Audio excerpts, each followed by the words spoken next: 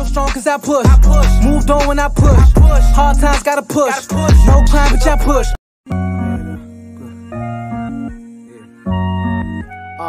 Still strong cause I push. Moved on when I push. Hard times gotta push. No climb but I push. Back straight, push. Chest up, push. Head up, push. 10 toes, push. Big things stay big things when the small things get pushed. And the small things stay small things when the big things just push. Chest up, push. Back straight, push. Head up, push. 10 toes, all praise to the underdog. Damn right, yeah, the underdog. Same one that was down with you. Came up, now you want the fall. Fake love, I don't want it all. Gang shot, I just want the ball. No convo for broke niggas. Grab the phone when the money call. I do this shit by myself, I don't got no help, so I gotta push. To keep it from not working out, put food in my mouth, bitch, I gotta push. Lucky that I'm not a crook. Judging the way that you look, I see the hate in your eyes. You easy to read like a book. Fucked them up when I came in. They ain't think I had arrangements or could cover that plane ticket. So we gon' get to this lame shit. Hey, what's happening? Hey, man, guess what happened, Slim? All Over the Place podcast. We here. Man, I'm telling you, it's been a long week. Guess what happened, man? Soon as we went to segment 2, guess who called me? What happened?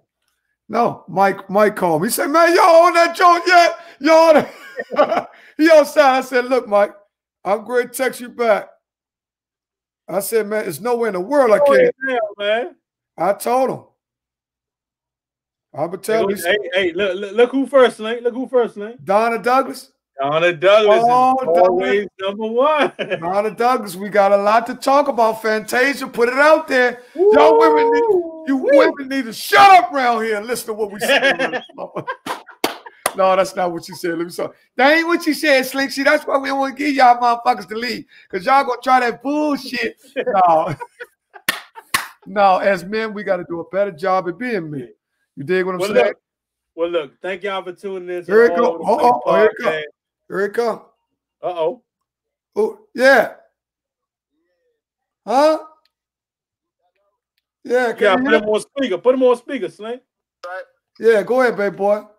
Nah, I was just telling me, my sister, and everybody, he was just saying thank you, man, for the love. That's all. Oh, man, that's what I understood. Slim, hey, look, we about 200,000 short, Slim. I know we short. I'm going to try to come up with that shit by the morning, Slim, before y'all put the press on us. I'm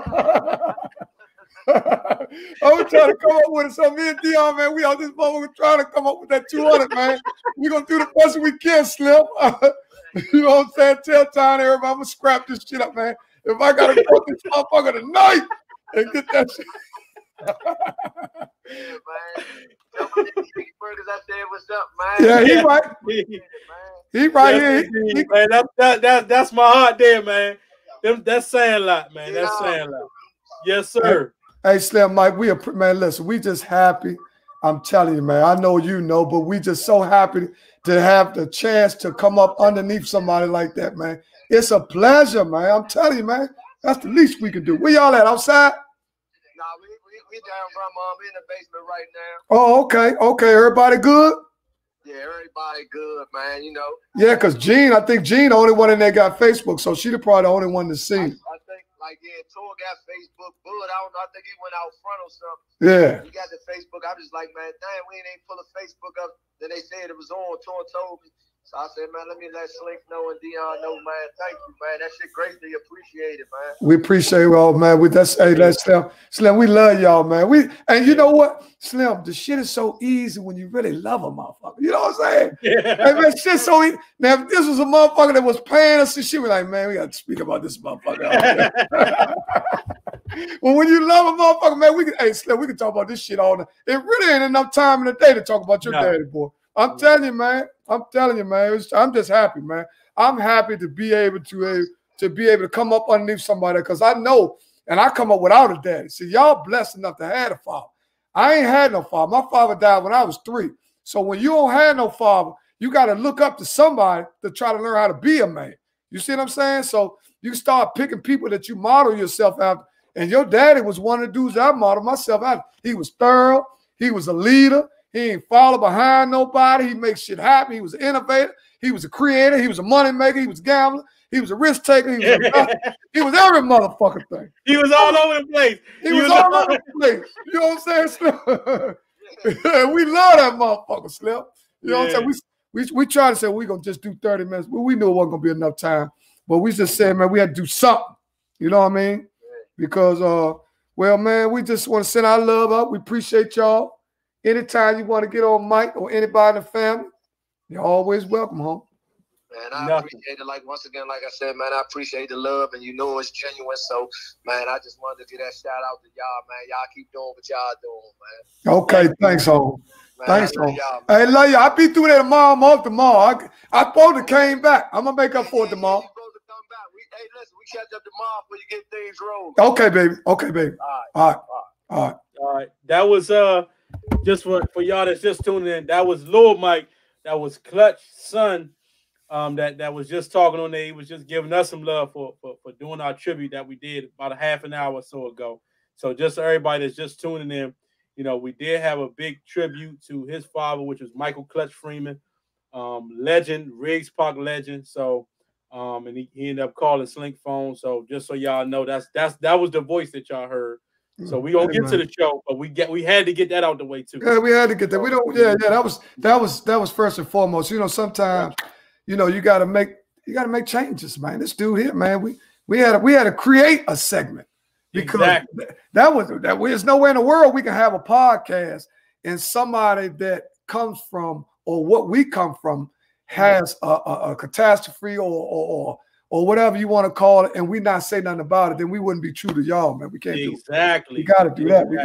We got to stay real to what we come up with. Yeah. You know. So what we going?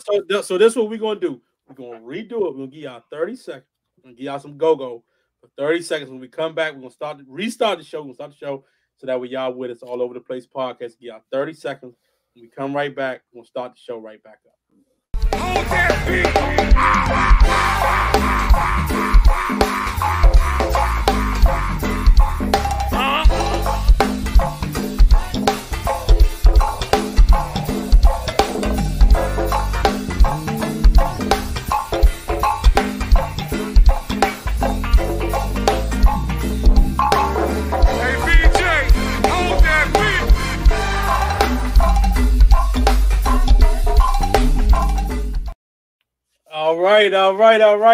All right. What's happening? Slink and Deon, All Over the Place podcast. Just want to let y'all know, man, we got a lot to talk about tonight. One thing that we do want to say, a special to, you know, Michael Clutch Freeman. That's what we did have a show about, you know, a little tribute, 30-minute tribute for, first and foremost. So now we on our show now. So we got a lot to talk about, Slink, man. What's on your mind, man? How was your day today? My day was good. I just went in for maybe an hour or two.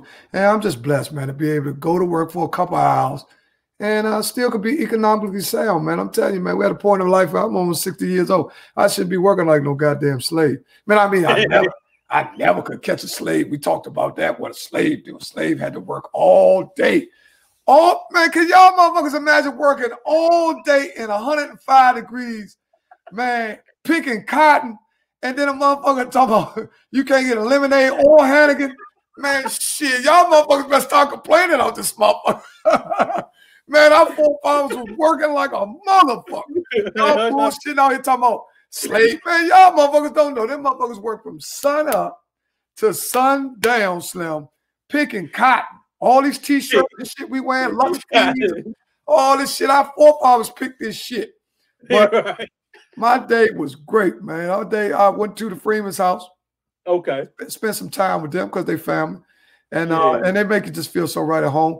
And did you go to work? Did you go to work or did you I went to work. I had an hour's worth of work. I got 4 people. I had 4 clients for an hour. And I do 4 in an hour. And I left and I started running some errands for my family because I had to do some things. You always got to do something around the house.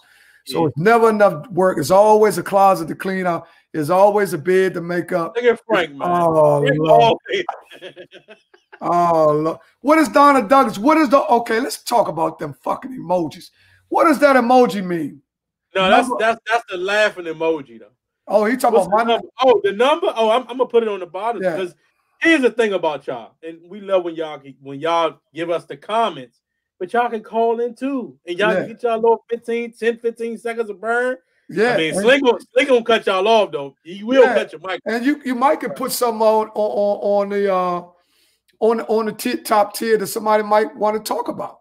That's why we call it All Over the Place podcast. But the first thing I want to talk about is that fucking Aaron Rodgers choking in the goddamn foul. He's the first. Y'all keep talking about Aaron Rodgers is nowhere near Tom Brady. Can't touch him. Well, I'm gonna say this. I'm gonna say this about him because I got the questions. I got them loaded up for you. So when we talk about the Bucs and the Packers, was you surprised that the coach Matt LaFleur kicked a field goal down 8? Do you think he should have went for it on 4th down? That's Monday Morning Football. What I would have did is go for it. But I understand why he had to do what he had to do because he needed the points anyway. He's thinking if they can just get the ball back, they can go back and they just score and they win. See, he was thinking about winning. People was thinking about 6 + 3 is 9. They needed 8 to tie. He was trying to win. So I understand it's mathematical, but he got too far ahead of himself. He should have thought about him taking the game out of the best player he has hands. Well, give him the chance. This is Aaron Rodgers. They wouldn't have did that on Tom Brady. Tom Brady wouldn't have let you kick that motherfucker. Right. But I'm going to tell you something about that coach. Listen, he's seen Aaron Rodgers had 3 downs and missed 3 wide open motherfuckers. He said he had to get – Well, the first ball on the slant route. Come on, man. Aaron Rodgers just drilled that shit. He seen him up just drill. Man said, what the fuck? Man said, what the fuck? That ain't no play right. See, a lot of times the quarterback don't get the – that was Aaron Rodgers' fault. That man wasn't supposed to be looking for that guy.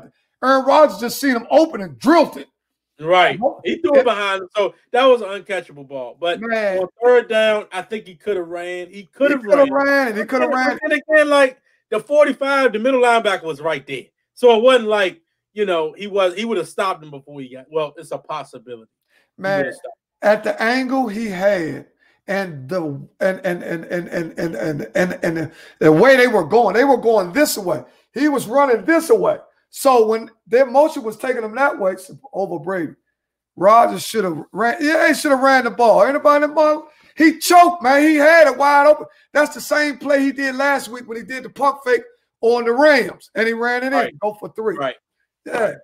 The coach said that. I mean, I'll say this. I really wouldn't have gave Tom Brady the ball back, and I'm just being honest. That I would at least try to score. If I don't score, I can still stop him and try to get 8 again, or try to score and get another 2-point conversion. But if you get 3 and give him the ball back, to me, it just didn't make sense because you needed to stop anyway. You was going to have to stop him regardless. So I might as well go for 4th down, go for it on 4th down and see what I can get. If I don't get the 4th down, so be it.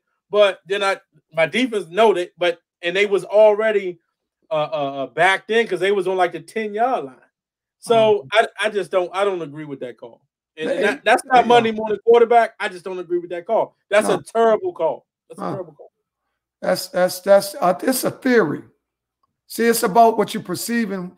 You seeing it the way you seeing it, and he's seeing it the way he's seeing it. He's saying 3 downs, you got nothing. You went all the way down there, you're going to end up getting nothing. So you still need a touchdown anyway to win. So if you kick a field goal, you get something. Now, I ain't saying he was right because in the beginning, I said I would have went for it. But I understand his theory because Aaron Rodgers showed him. He probably looked at Aaron Rodgers and see Aaron Rodgers was choking a little bit. Let's be honest. He said, God damn, them 3 plays, you couldn't get it in them 3 plays? God damn, it don't take Brady no 4 fucking plays to get in from the 8-yard line. And he had Adams open. He missed him.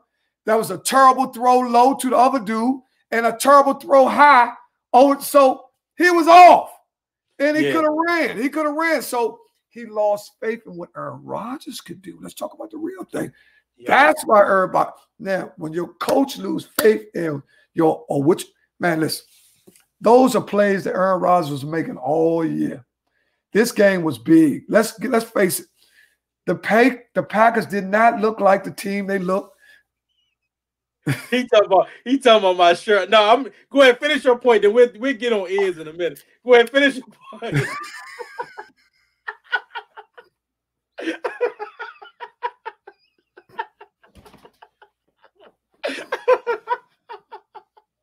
Man, that motherfucker got me looking for buttons like a motherfucker. Right. And that's true is a lot of people want to say this and that about McFleur. Let's give the Bucks some credit. No, you got to give the Bucks some credit. The Bucks played the better of the defense. I'm gonna tell you where the game wasn't lost at. The game wasn't lost on that fucking play. The game was lost on the play before halftime where they would let a motherfucker score with 3 seconds in, throw a 39-yard, 49-yard bomb. That's where the game was lost. That was a free touchdown, Deon. Why were you back? The defensive coordinator blew the game. Why did you pull number 20 out? He was getting beat the whole game. He was getting beat like a drum. He was getting roasted, man. These big games, you got to make big games to say, look, you got to come out, Slim.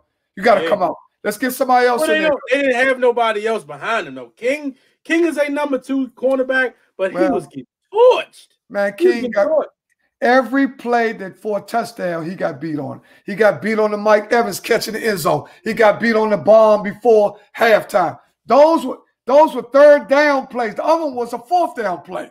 You got to realize that was a fourth down play with Brady. He just threw it all the way down there so they wouldn't have time to do shit. That's why he threw the bomb. Yeah. So if it wasn't, George is saying that Rodgers isn't the man, and LaFleur, he want Love as his quarterback. You know, they drafted Love. That's a big question because I got to ask him. That's pretty good, George. That's pretty good. George know football. That's pretty good. Because I got to ask it. Let me ask you this, Slink, while we just getting on. Let me ask you this. Do you think that yesterday's game was the last time you're going to see Aaron Rodgers in a Green Bay uniform? I do. Wow, you think you're going to leave? I think Aaron Rodgers is gone because, listen, if you realize what Aaron Rodgers got to do, Aaron Rodgers has to go somewhere else because the cliff that he fell off in Green Bay was so far. He could go somewhere else and start from the bottom and not have as much pressure. You know what I'm saying? Even though Brady did pick the players that he picked, nobody still expected him to go all the way. Come on, don't be real. They talking about Brady ain't gonna win. They lost 2 games to the Saints. Everybody said they was some shit. They came back and beat the Saints in the playoff. So I'm just saying that the cliff that he just fell off in Green Bay. You know, he's the first quarterback ever to lose 4 NFC title games. Back to back. No, period. 4 period. I thought it was 4 straight. Hasn't Green Bay been in the championship the last 4 years? No.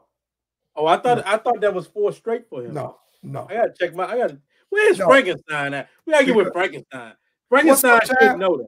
Oh, don't listen, meant to hunt you about the other day, but we going to respond. Man, listen, man, Henry, you running a damn business, man. Listen, you already in. You official guest. You already in. Slim, you in the log book. That's Henry Tucker. You ain't got to worry about that. As soon as you hit me back, we make it happen. Now I got Chris Bowling on it. See, I'm telling you, Henry, you ain't gonna get left behind, Slim. Oh, look at the comments though. Big Hurt say that he gone. He's gone. A lot of people think that Rodgers is gone. You know what? That ain't nothing but a Dallas fan. Listen, no, he's a Redskin fan. George, I know him. That's George Williams. That's George Williams. You think he can go to Dallas though? Listen. You got to realize that Ert's contract is 3 years committed. No, he got like an option jump. Did you hear what he said in his press conference? I gotta chill out, man. I gotta see what I'm gonna do. Right. Did you hear what he said? He said, I don't know, I gotta chill out. Oh, he said, hey, Rodgers, post-game statement sounded like he knows. Yeah. Right. You're right, Tom. You're right. I try to tell you, man, he's gone, man. He is gone. I'm not. He's 49 people. Ooh, that would get because he's from there. He's from California. Well, they talked about that. Aaron Rodgers. What up, Henry? Listen, that Aaron Rodgers could take San Francisco to the next level. Mm-hmm. For sure. Oh, you loving it? Thank you, man. You loving it, great. Yeah, hey, Slim, that's how they're gonna look when you bring that shrimp and shit over here too. That's how they're gonna look. These grabs gonna look good with that shrimp. Bring some chicken for me though. I can't eat shrimp, but chicken for me though. Oh man, they got everything. Crab cakes. You been in that page? Man, look, they got grilled, they got vegetables, they got everything. That's why we all over the place. Big shout out to Grub Star. Oh my God, man. Henry Tucker and Tony Tucker and them, man. Y'all gotta get with them. You gotta get with them dudes. Got food to bomb, they got contract, and their numbers. See, not only is their food good, their numbers are good. So they ain't they not gonna break you while they feed you. Some motherfuckers feed you. You look, everybody looking around how to run. What the youngest call it, door dashing. What they call it, dash and run. Them youngest be that the shit. Them youngest be eating all that shit at the restaurant. I said, get the bill $240. Oh, I'm gone, young. Them youngest be dashing like a mama. They be like $240. They look around. Oh, they number 5 of us. Oh shit, I ain't got no $70. The motherfuckers be gone, Slim. So that's just one thing. We all over the place. Love y'all, Slim. Yeah, we always all over. Yeah, Henry, you good. Just send me. You know we back on. We got a slot for you. Figure out the best time. I told you anytime you want to get on, Henry, just because we already got your format. See, you ahead of the game. You got a format in the database. See, that's what I was trying to tell everybody. Shout out to what's that? Creative Solutions. Yeah, that's who did Bill's fireplace. I did talk to Tope. I'm trying to work that out so we can get him on the show. Tope should be on the show pretty soon. Hopefully we can have him Thursday, if not next week. He will be on. That's a Thursday or Monday for sure. Because Monday. We got guests, man. We got guests lined up. We're actually trying to. It's crazy right now with guests because we almost a month out. We got people coming in. She said Michael Belly dashing and run. Man, much love, Slink. Love chopping it up. Oh, man, I love George. You know football. See, I could talk to you all day. See, George know football. George used to be an artist, too. He can draw and everything. George used to Go ahead. No, go ahead. Tell me about the story. No, George used to draw, right? He used to draw like football. Man, he used to look at the paper. And you know how you draw the man catching the touchdown? He could draw, I'm talking about all the way down to the T. He used to tell me back then the hardest thing to draw when you're drawing something like that is the faces inside the picture. You know how when a dude be like that, the hardest thing to draw is a face, even with tattoos. But just move right along. That was just a little something I dropped. Yeah. Just try to give it to you when I can give it to you. Oh, say, hey, Greg on at 20. Oh, yeah. He always say, my agent wanting for her payment. She just left. Okay. All right. Say, hey, wait for it. Steel paint. Oh, George, you steel paint. Oh, we have to get with you, George. All right, yeah, we got to get with you too, George. Yeah, we always got to get with you, George, because we always need graphic designs and we always need stuff done. Let me ask you this, Link. Was the Chiefs-Bills game the most boring game you ever watched for an AFC champ? For me, it was. That was the most boring game I ever seen in my life. I ain't even like it was just a boring game. I cut the game. I started playing 2K, man. Well, I think Witchcomb actually would have been a better game. The Ravens. Yeah, I think the Ravens would have been a better game. I even think the Browns would have been a better game. The Ravens would. They would have beat the Browns, but yeah. The Ravens would have been a better game because they would have played a little bit more defense. The Chiefs' defense just didn't show up. I mean, the Bills' defense, you can't allow them to get 30-something points. That's right. Man, they've been stopping the Chiefs all month long. Then they come out and have an explosion on. And the Bills got a good defense. They didn't do nothing, man. They went out. Anytime you allow the Chiefs, once you get the Chiefs 1 score, 2 score, 3, you out of it, man. You can't catch them like that, man. Mm-hmm. I'm gonna have to we'll definitely take that, George. Yeah, George, ain't no question, man. I'll get you over. Oh, George with some shit on the court. Bill said it was boring. It was just people was expecting the Bills to put up a lot of points. I wasn't expecting them to put up a lot of points because I mean, I'm gonna be honest with you. Josh Allen, he had a good year. I'm not gonna say he had a great year. He had a really good year. He had a better year than last year. But I just couldn't see him taking that next level, that next step. Like he's not an elite quarterback to me. Is he elite to you? No. Josh Allen. No. I still think he's like 2 or 3 years away, man. I really do. Well, I ain't gonna say that. Shit, you can't be in your 3rd year and take your team to the he's playing in the AFC Championship for his 3rd year. That's damn good. Some quarterbacks take 10 years just to get to the fuck. Look at Peyton Manning. His first couple of years, he lost in the 1st round. Right. So it's really harder than you think to be a successful quarterback. That's why everybody's so enamored with Patrick Mahomes, because of all the success he's having in the early stage of his career. Now, at the rate he's going to have Brady-type numbers. He'll win 6 or 7 because this is his 2nd one. He's the favorite to win this one. So this would be 2 for 2. Right. Hypothetically. Yeah. You know what I'm saying? So he's only thing that might hurt this boy opposed to somebody like Brady is longevity. with the way he plays, I don't see him playing for 20 years. Well, I'll say it this way. The AFC with Mahomes, is there anybody who is going to beat Mahomes in the AFC Championship within the next 5 years? Yeah, they got a couple teams that possibly could beat him. The Bills are one.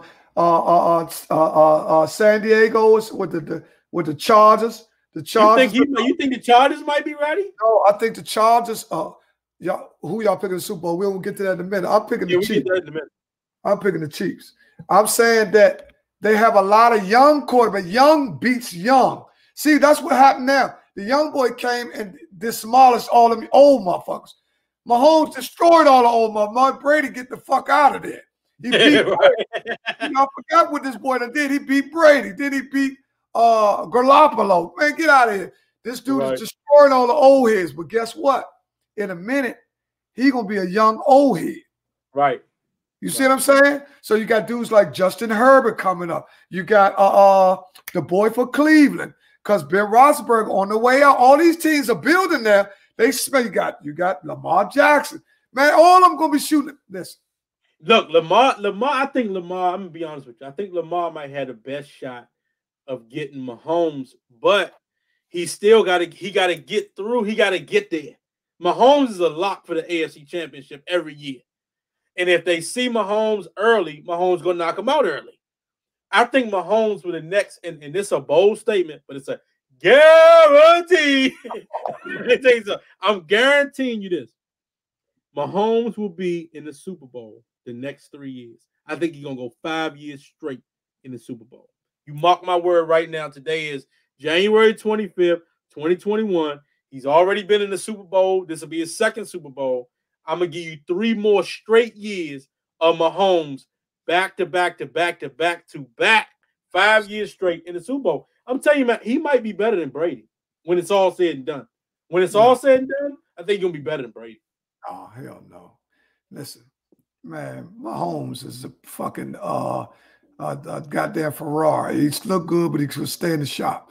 That motherfucker, listen, the key to success at quarterback in the NFL is your health. Mahomes is going to get hurt. I'm telling you. See, he got a fucking concussion.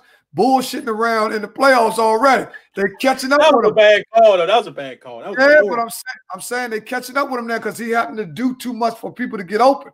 And they're catching up with the Chiefs system. The reason why Tom Brady was so successful is, number one, he stayed healthy. Number two, they had a great defense. All he did is pedestrianly win games and make plays down the stretch. Mahomes has to win for Kansas City, or if he don't play magnificent, they don't win.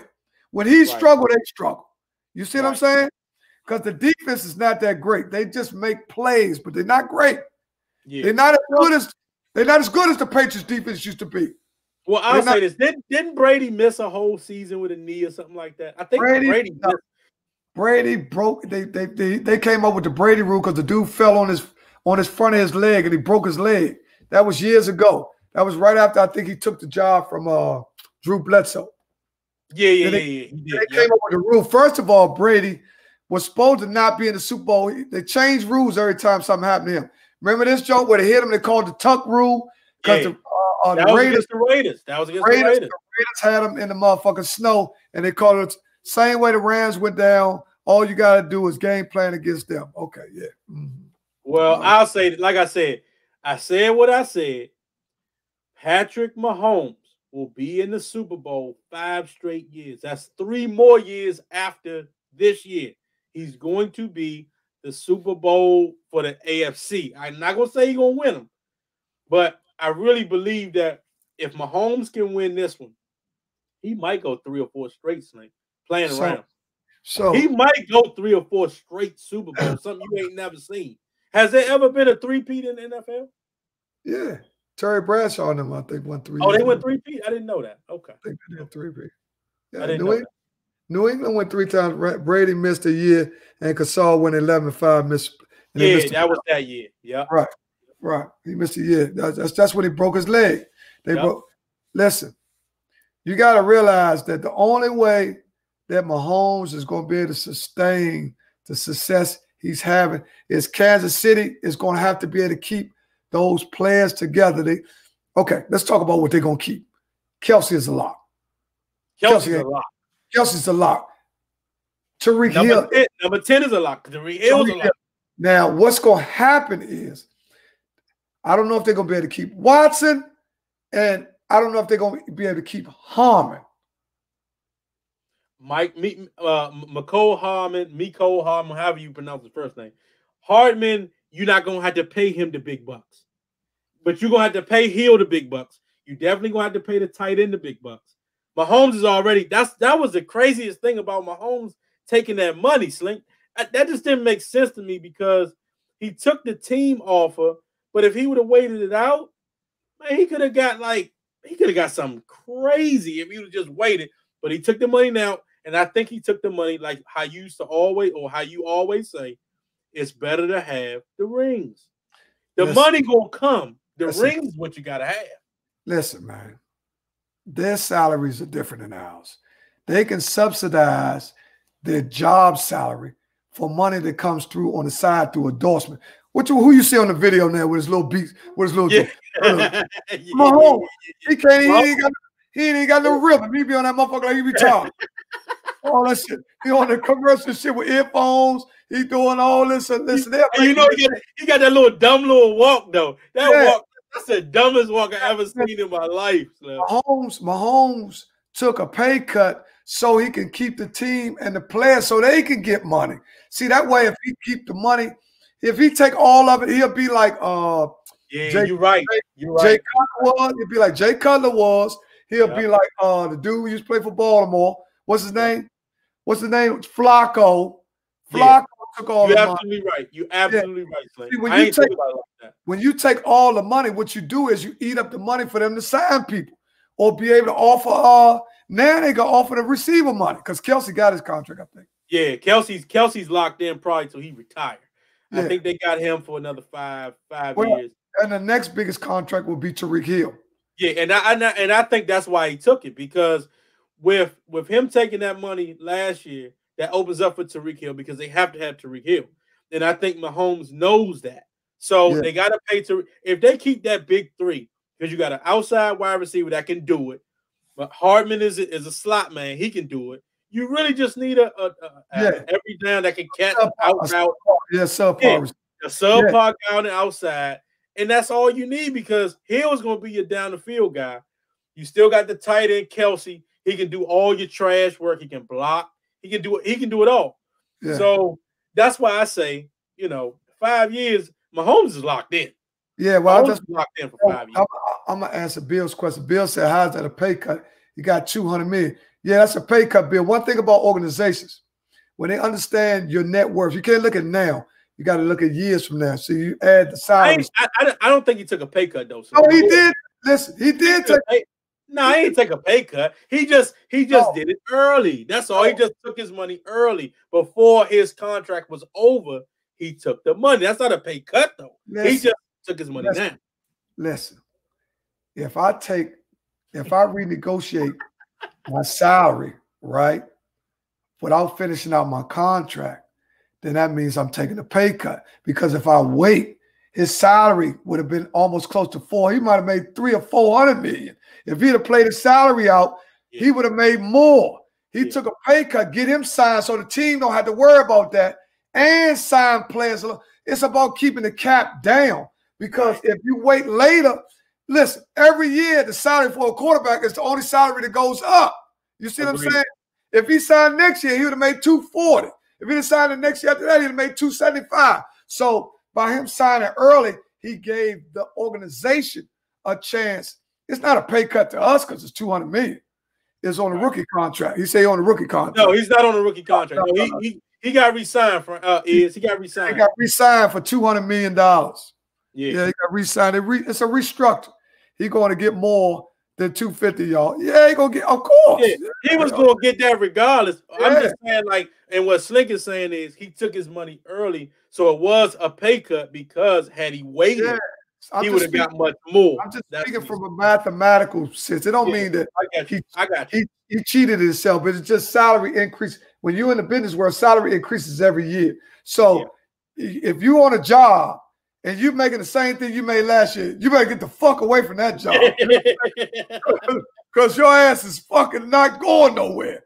But in the NFL, the quarterback salary goes up every year. Remember the quarterbacks used to be making $20 million for 4 years? Right. And that was a big thing. That was a big thing. Huge. Now they make that kind of money. Yeah. The top 5 in the position of making something like almost $40 million, man. Yeah. Yeah. Everybody is gonna make $40 million now. Easy.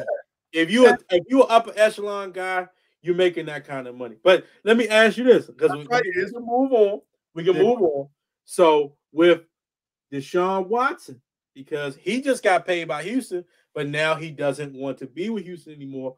I believe his top 2 teams, if I read it right, was the Jets and Miami. Now, I don't understand why he picked the Jets, because the Jets, in my opinion, are 4 to 5 years away. The Bills now have that division. It's no longer the Patriots. The Patriots are done, in my opinion, unless they get a quarterback. Like maybe Belichick, and think about this for a minute, Slink. Maybe Belichick could get Aaron Rodgers. No, never happened. You don't think so? No. Because I in my heart of hearts, I think Rodgers, because Rodgers used to say stuff back in a couple years ago about playing in that type of system with a defense. How many rings would he have, and how many rings would Tom Brady have? Would they have the same amount of rings if you swap them both? If you swap Aaron Rodgers for Tom Brady with the Packers, and now put Aaron Rodgers with the Patriots for all them years, how many rings would he have? I don't know, because Aaron Rodgers, to me, Matt Stafford going to the Patriots. Aaron Rodgers, to me, is one of the best guys I've ever seen throw the football. Yeah, I agree with you there. But that does not equate to championships. Just like Kyrie Irving, one of the most skilled basketball players we've ever seen in our life, but he's fucking toxic in the locker room. So I'm saying that it's more to a guy being great than skill set and athleticism. It's mentality. It's a dude. See, one other thing about Aaron Rodgers, which has always been questioned, how much of a great leader he was not. He's not a great leader. Tom Brady, that's why you got to be able to galvanize men and take responsibility. You say he's a choker. There you go, Bill. Aaron Rodgers. This was his year, man. Hey, y'all crazy, man. Y'all never call that man no choke artist. Oh, my God. I mean, what can he do about that? I mean, all right, man. He going against Tom Brady. It's not like he going against no slouch and he lose. Man. Listen. So you saying that Aaron Rodgers lost that game yesterday? You gonna put that on Aaron Rodgers? I'm saying the game is on Aaron Rodgers' shoulder, because if it win, let me ask you this. When they show this person against that person, who did they have up there? What you mean? They have Brady against Aaron Rodgers, 2 of the best. Yeah. Right. The only person to get credit for a win on a national football team is a quarterback. No defensive tackles get paid. So you get credit for the loss. He lost that game.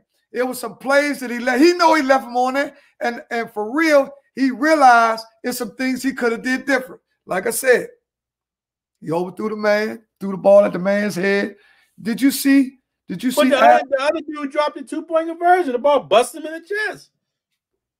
What you gonna say about that? I'm gonna say that why the fuck you throw it to his dumb ass? You should have thrown it to him. That dude is the 4th or 5th receiver in the rotation. Why would you throw it to him? See, you gotta think like that too, Deon. See, that's what I'm saying. You can't, with certain things, you gotta go to your money players. Man, listen. Tom Brady waited the whole fucking game to throw the ball to fucking what's that motherfucker? His man. What's his man name? Gronk. That fucking Gronk, right. Man, he waited the whole game to throw Gronk a screen. Gronk got that motherfucker. Like, I'll show you motherfuckers how to get a first down. When he threw Gronk the screen, that was game. That was game. I'm trying to tell you. I'm gonna tell you how Brady is.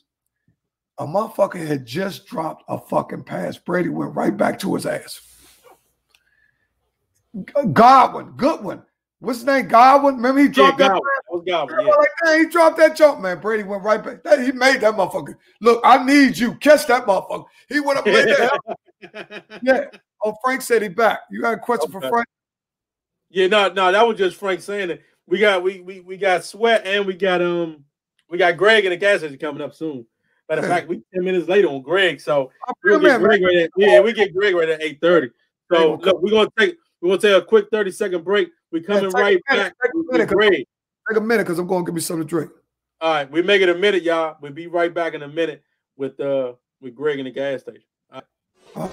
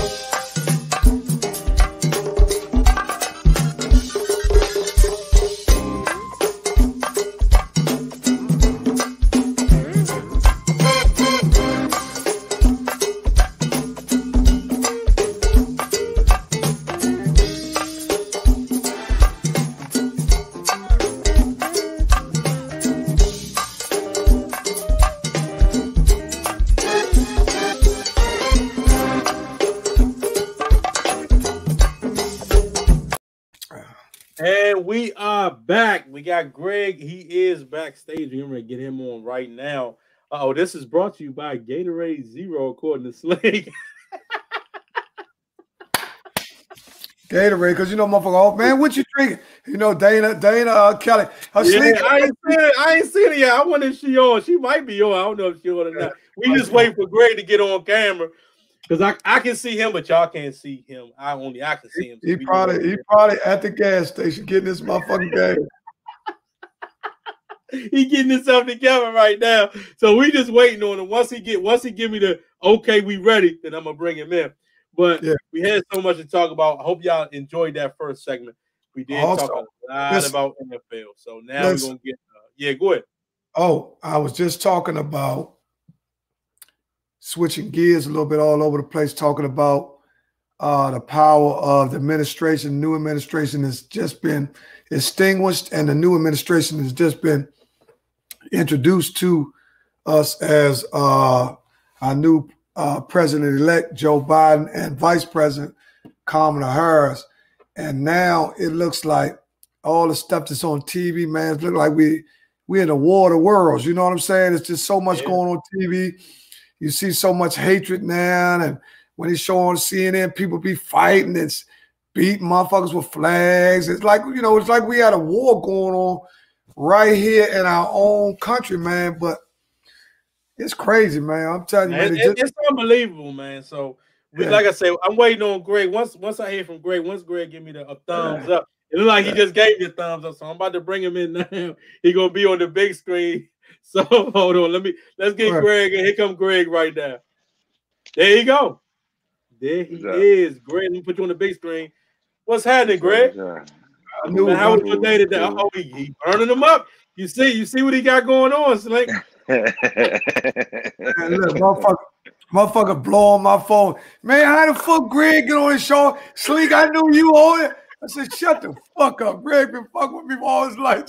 Man, Greg, talking about, man, Greg even got the big screen. Why you? I said, man, that's how we do our guests. Me and Deon ain't tripping on. I said, man, how Greg get the big? Man, look, they mad at you. Motherfucking business. They mad because you ain't in the bathroom. You ain't in the bathroom, Greg. They want me to go in the bathroom. Then what? I'm watching the game, man. I ain't worried about that. Fuck that, man. I'm out here. I got look.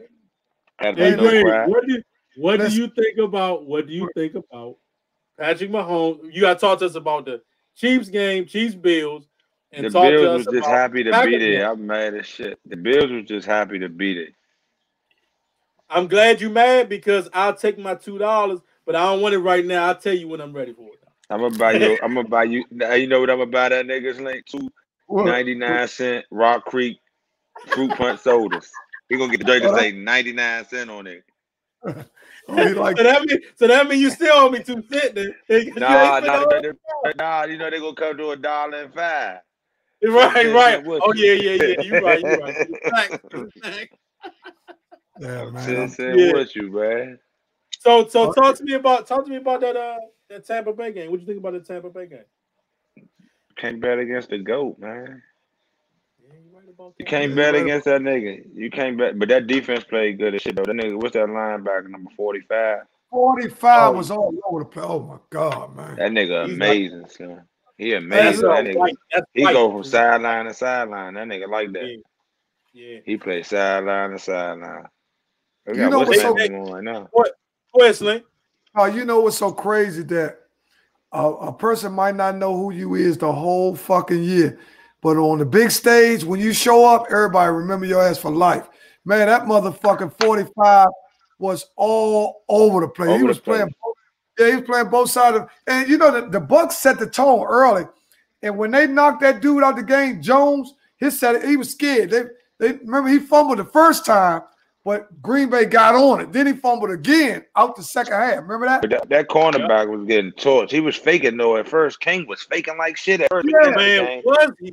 He was doing crazy. A lot of bluffing. That nigga Brady said, "I got something for your ass." Right back at you. Brady threw that joint when he threw that joint to go. No, what's that?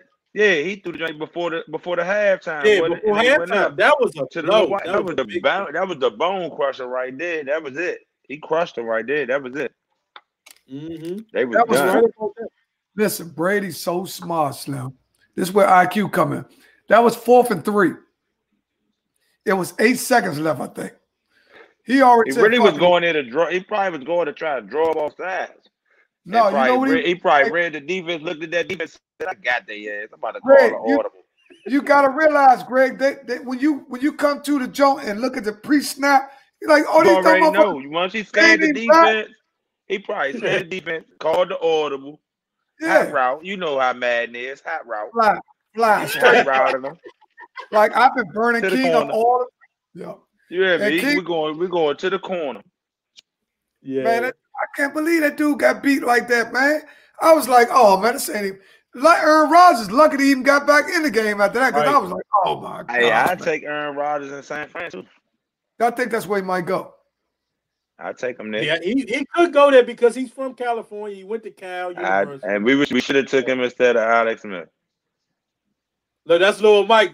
Lil Mike. Oh, that's Mike. What's up, Mike? Yeah, he on tour, y'all. Yeah, Mike just called in. He should have took him over Alex Smith. Who? That was really supposed to be his job. Nah, I don't think he was better than Alex Smith. I don't think he was better than Alex. Alex Smith had the better stats. Yeah, coming out of college, and you never know. The offense they was running because that was Steve Savoy in them, right? Yes, but you want to know something though? When you think about it, do you think Alex Smith would have had the same career as Aaron Rodgers had Alex Smith gone to the Packers? Hell no. Like if you swap them, do you think that Alex Smith would have had the same career? He might not have got on the field. Brett would have been right there holding it down. He had to pass the torch to Aaron Rodgers. Like he had to. They probably sent that shit in practice. Like this nigga slinging this bitch. Yeah, you know what? Your days are numbered, Brett. Only thing about Brett, it was hard. It's like it's hard for Rosberg. It's hard to get rid of Rosberg because he keep taking y'all to where y'all think y'all gonna win, but y'all have to let him go. Rosberg is the problem now. You don't need him no more. You need to phase him out. Pittsburgh needs to start looking for a quarterback. I'm gonna tell you like this: the only reason that Alex Smith might have got in early is because he was the number 1 overall pick. So that would have put a little bit more pressure on Green Bay. But he wouldn't have been an overall pick. Number 1 overall pick, we would have took A-Rod. No, I said if he was talking about swap teams out. Swap teams. I'm saying if he was on the other team, Greg, if Green Bay would have picked him number 1 behind Brent Favre, they would have had a little bit more. They probably would have got. Only reason A-Rob set that long because he was a late round pick, right? Right. No, I think he was late. He went 20. He went to 20. He went all the way. He sat down. He was the last thing I got to the green room or some shit like that. He was just sitting there looking crazy. Oh, he said Haskins. I would love Rob. Yeah, we're gonna talk about Haskins in a minute. He played. Nigga sorry as shit, man. He said, "Who? Haskins, Dak, nigga sorry. like late third quarter, he will be bullshit. Oh, this is another Cowboy fan want to get rid of Dak. That's hurt Lamar. They should go get Matthew Stafford. Who? Dallas? Dallas, yeah. Wow, you think so? I feel like he fit them. So you saying that they should not sign or they shouldn't go with Dak? Just let Dak go? Man, they're gonna kill Matthew Stafford behind that sorry ass line. Y'all gotta realize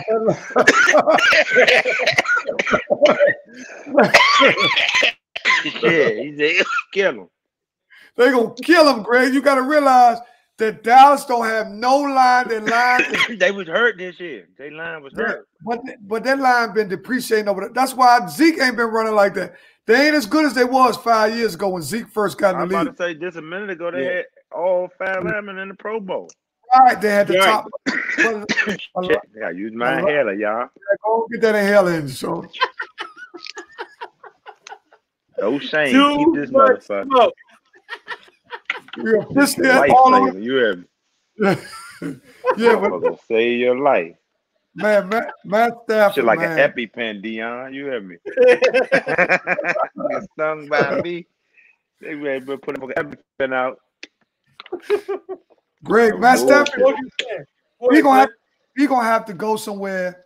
Now, I'm gonna tell you where Matt Stafford could go and really do good. Philly, Pittsburgh. Pittsburgh. They just got to Philly. What you say? They got go to Philly. Hold on. He's better than Hurts and Wentz. Hold on. Who the fuck you just say y'all got? They said they got Haskins.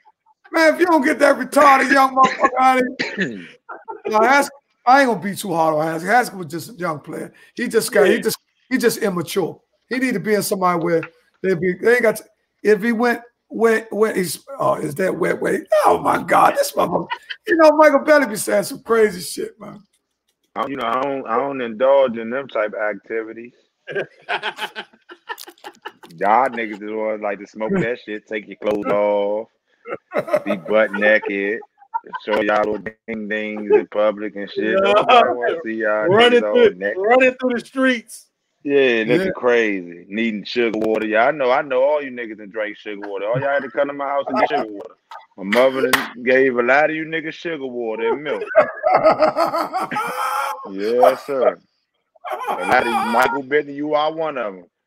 You Elmos and all you niggas that wanted to get high on that shit. Hey, Greg, we don't do that now, Greg. We don't call names. They're my niggas. Don't throw them under the bus. You can't call names. That ain't throwing them under the bus. They're my niggas. They know what they did. It's people that done worse. Like I ain't done worse. So, yeah, they good. Them all good men, man. You crazy. Hey, Slim. Listen, man. It's been a rough week for us, man. But we getting through it, Slim. We getting through it one day at a time, Slim. That's how you, man. One thing about Riggs Park and Michigan Park, Slim, people don't know. If y'all watching this podcast and y'all ain't from DC or wherever y'all from, Riggs Park or Michigan Park, man, I'm telling you, man, they some tight-knit families, man. I'm telling you. When one thing you can say, when something happen, boy, we come together, man. I'm telling you, man. Oh, yeah. We come together. The other day down Miss Freeman in the house, man, that shit was fun as shit, man. Some people came to that motherfucker. Man, there was so many people there. Every time I went upstairs, I got a piece of chicken. Yeah, they had so much food, man. I mean, it was just beautiful, man. I'm telling you, listen, Clutch was also a big advocate of sports as well because he played for the Piranhas. You remember the Piranhas? Yeah. I used to go to the flag football joint. I used to come to him all the time. They play at Haynes Point when they playing on like Haynes Point or something on the weekend. The Piranhas, considerably, if they would have had the type of coverage that they have for stuff now, considerably they would have been like that. They could have been the best flag football team ever in the DMV because they was beating everybody, Slim. I'm telling you. They was beating everybody. They used to practice down Riggs, matter of fact. Yeah, they had everybody. And the team was built for my neighborhood. Yeah, it was all neighborhood niggas, all neighborhood dudes. Yeah. Michael Bettany played for the Piranhas, and that's what he said. He better not be Hell welling. no. No, he got Hell no. He ain't no motherfucking Piranhas. They just posted the picture with the Piranhas team on it. Yeah, they got the Piranhas. Duke, Manley, all them. I can tell you. I'm gonna tell you who the team is, right? Layman. I got the picture right there. Who in the picture, Slink? I can tell you everybody in the picture. Let's go down to the. Is Michael Bettany in the picture? Let's get this understood right there. He's not in the picture. And you can see Lil Mike. I can tell you everybody that's in the picture. Y'all see Lil Mike? Yeah, he at the bottom. At the bottom with Clutch. You got Bowman. I can tell you everybody. You got Rafus, Chris Anderson, Vincent Borders, Tony Witherspoon, Ern Boone, Dean, Chucky Doy. Dean was big as shit back then. You see how big Dean was? Dean looked like a cheeseburger. Layman, Rodney Coleman. You got Bowman, Miguel. You got Pat. You got Binky Strowman, Rodney Coleman, Duke Manley. They got a trophy right there. Yeah, Duke Manley. Them niggas was fucking niggas up. Can y'all see the little boy at the bottom? That's Michael Freeman. That's Lil Mike. That's Lil Mike. That's Lil Mike at the bottom. There's another dude. There's another little boy in there. That's the only person I don't know who he is. He got a little glass. They said it might have been Brian, Meathead's son, because I think Meathead played on the Piranhas too. I think Daryl Van Hughes. I think everybody played in Riggsboro. Everybody played in this. Yeah, Daryl Van Hughes, David Loins, all of them played. Yeah, because Pat was the quarterback. Me, Starchild, Ern Boone. Oh yeah, I probably did play on the last day. I wasn't on the glory day Piranha. Y'all probably happy. Yeah, they were. They was guppies. All them motherfuckers was guppies. They wasn't no Piranha. Yeah, y'all wasn't a big fish. Hey Greg, he was on that team after Lamar Riggs. You know how we won all the Super Bowls, and everybody that was behind us, he was on that team. Yeah. Hey, Yankee Burger. You know what I remember like yesterday? That girl from Kenilworth fucked you up. She fucked you up there. Was that like a homecoming game or something, like on the field goal or something? She fucked you up. Yeah, I think I broke my collarbone. You got hurt on that play. Yeah, I got hurt. Yeah. Man, she fucked you up, Slim. That girl was tough though. Let me tell you something, Greg. I don't know. You wasn't there for this game. Me and my father were just having this conversation. We was playing out Gaithersburg. I was playing 85. Yeah, and I got the quarterback, wasn't you? I was the quarterback. And I got sacked and caught a concussion. This how thorough old school football was. You were still playing? I ran to the opposite side of the field. And they was like, you on the wrong side, right? So I get back to my side. So my father way up top on the hill. He walked down. Hey, Deon, you all right? So I give him this jump. He tell the coach, put him back in the game. Man, I had a whole concussion. Damn. I had a whole concussion, man. Yeah. It was different, but football was different back then. Nah, that shit was way different. But see, you know what I don't like about this shit now, though? The shit kind of soft because it's like the parents got more say-so than what the coaches got. You know what I'm saying? You know, back in the day, once you walked on that field, basketball court, wherever the fuck you came at, you belong to that coach. Yep. You know what I'm saying? They whip your ass, do whatever, like all that other shit.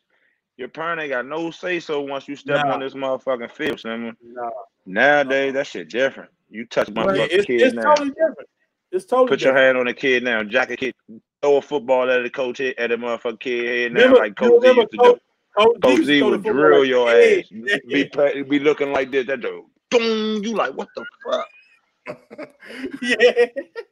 Yeah, it was different. You had some great coaches. You had Coach Steve. You had Toby Settles. You had who my man was though? Coach Hardy. Oh. Coach Hardy, yeah, that was a good one. Every time he see me, he say, Brown, tight end delay. That was the only play I got. Tight end delay. Yeah. I'm trying to take that bitch to the house. Right. Bullshit. Right. That was my man.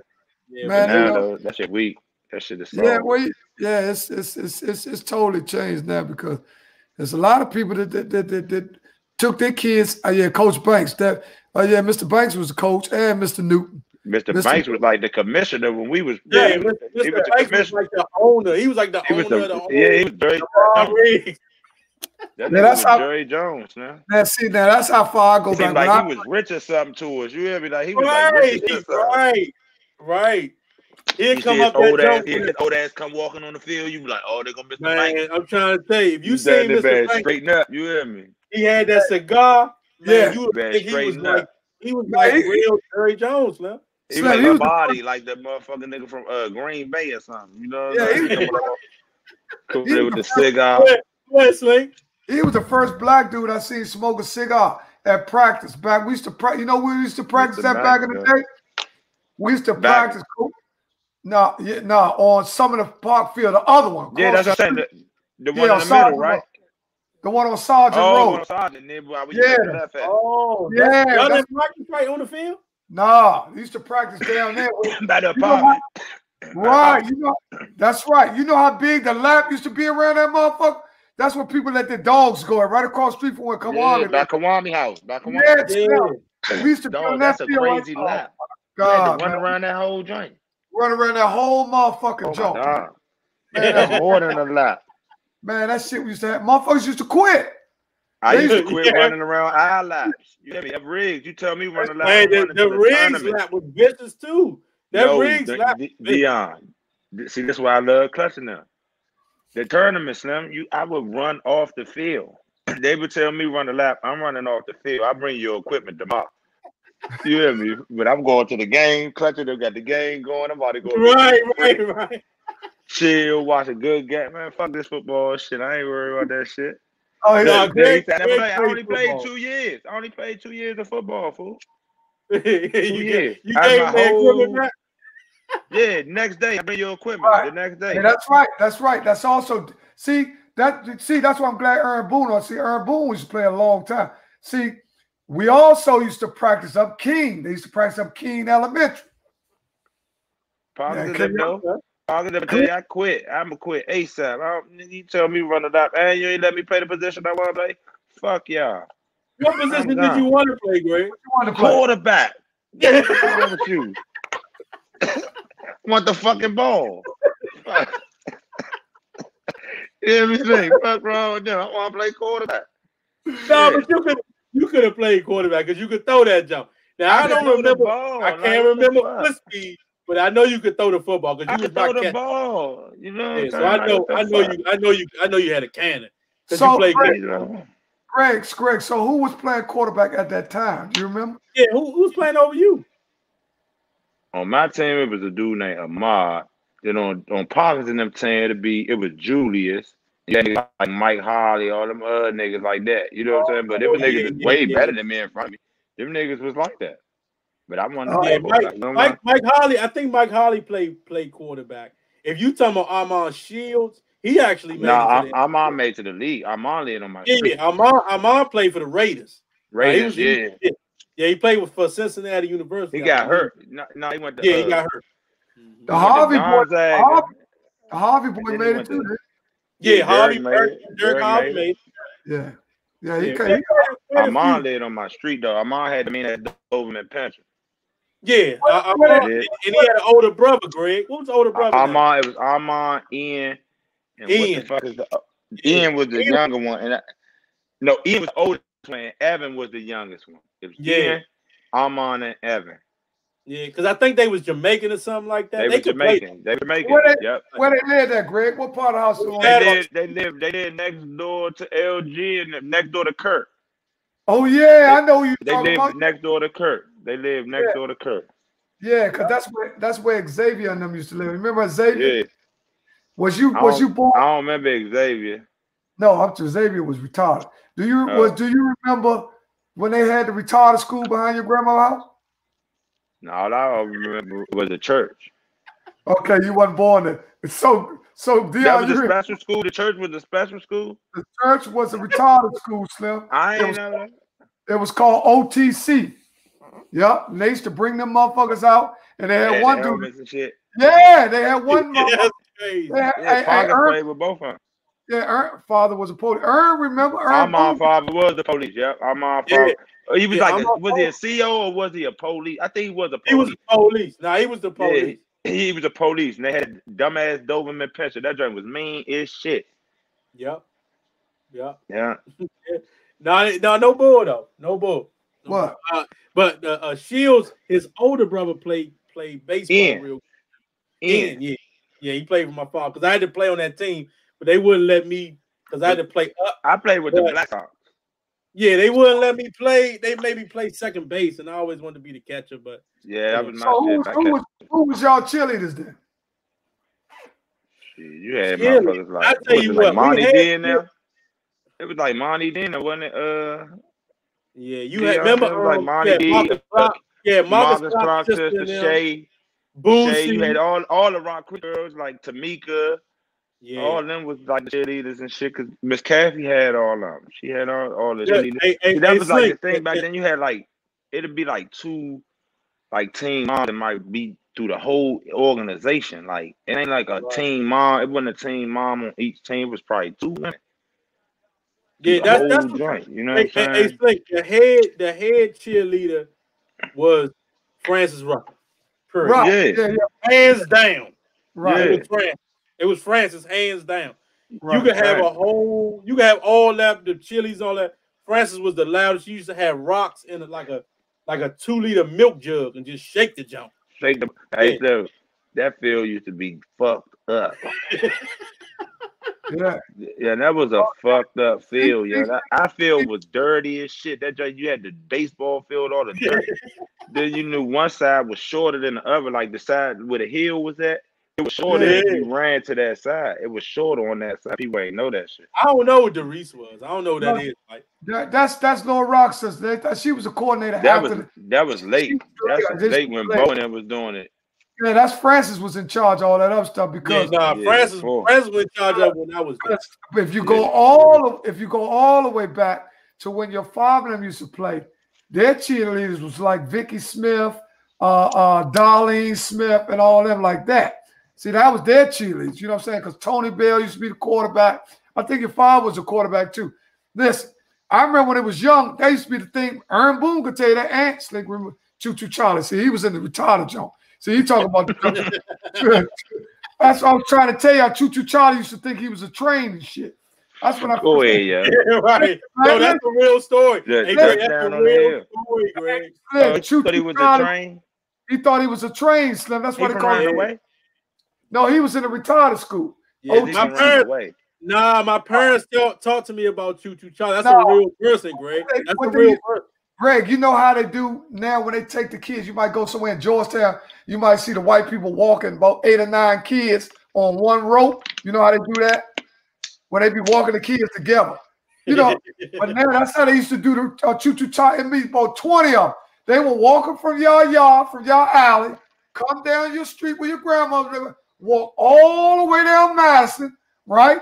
And then come all the way back up. And then we, me and Tyler, we be like, Choo Choo Charlie, that motherfucker said.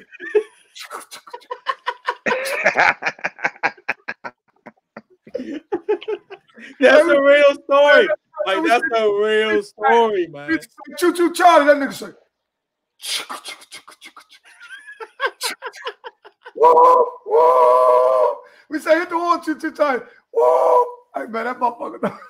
Yeah, fuck that. Y'all going to hell, Slink. Y'all niggas is going to hell like it ain't joke though. Like that really happened. Everybody used to fuck with Choo Choo Charlie. They said, that really happened. And I'm telling you, this shit was so funny, man. Because listen, see, a lot of shit like they used to have. Now, down Kawami and them people. Hey, look at Quay. Yeah. Quay know about him. Tell you. I'm telling you. That's a real story, man. Hey, Quay, I'm telling you. Choo Choo Charlie was the most favorite. It was him and this lady. But the lady. Oh, no, the lady that lived on Oglethorpe Street next to Rashad and them, she used to be out front like this all day long. Yeah, that's that girl. The light-skinned lady. Hey, yeah. Hey, dog, she be out there doing all day like this. That ain't you, though. That ain't you. Nah. Rock. She used to rock all the time. All day long. Because her sister, be around the way. But they live behind the Smiths. They live right next door to Rock. But this is a real life story. Now, Quay she telling you her mom, Robin done told her about that. Listen, they used to walk down the street, Greg. It'd be about 30 of them. They have them all in line, right? Because he said take them out for a walk. All right, so it's Choo Choo Charlie leading the line. No, Choo Choo Charlie. Is he the head of the train? No, Choo Charlie was solo. No, Choo Charlie was solo, Greg. He was his own man. Like he was his own person. No, I know that, but I'm saying, like, was he like always in front of the line so he could like? See, I don't know that story. I got no problem. See, I don't know about that. You had to listen. No, he will be walking normal, Greg. He'll walk normal. Nobody say that. Did we say? Did he go? Did he go? He would say, "Choo Choo Charlie, Choo Choo Charlie." That motherfucker said,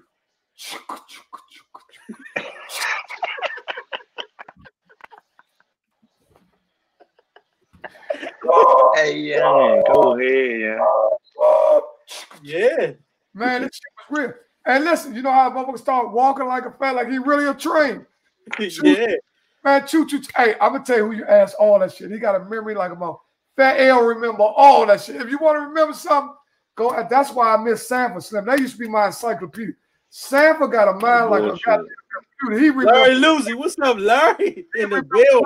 See, listen, man, I come up underneath his farm. So I know, man, let me tell you, I go back far, but it was used to be do. That's why I get all my stories. See, that's what I used to do, Greg. You know how you be listening to that shit I tell you?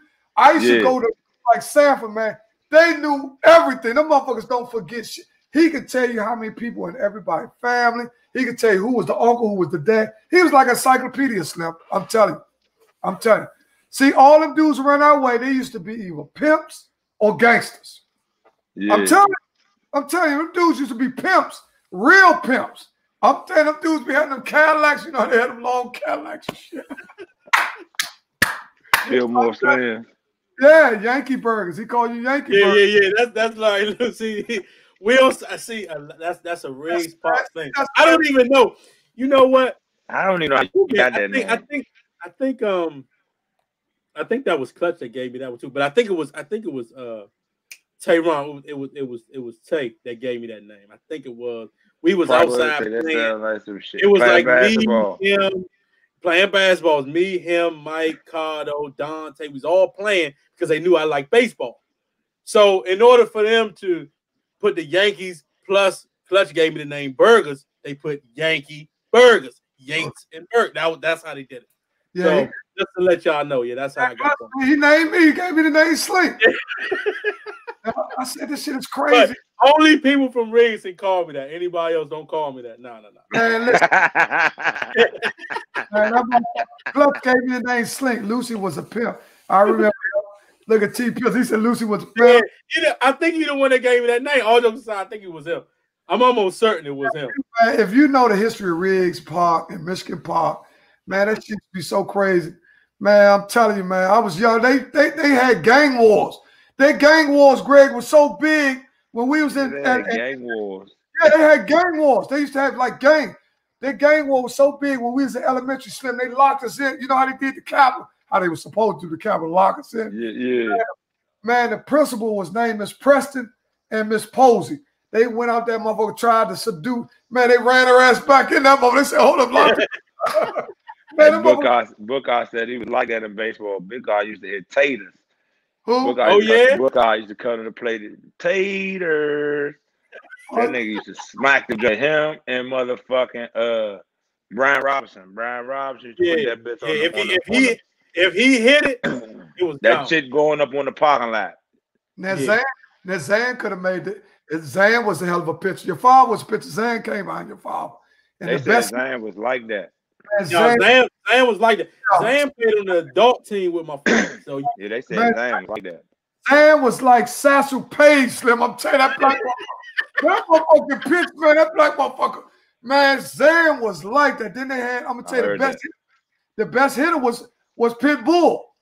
Pitbull off your street, Moon's brother. He was the best hitter. In fact, hey, Larry Lucy. Fat Cat, if he could, rest in peace, but I'm trying to tell you, if he hit that jump, it was gone.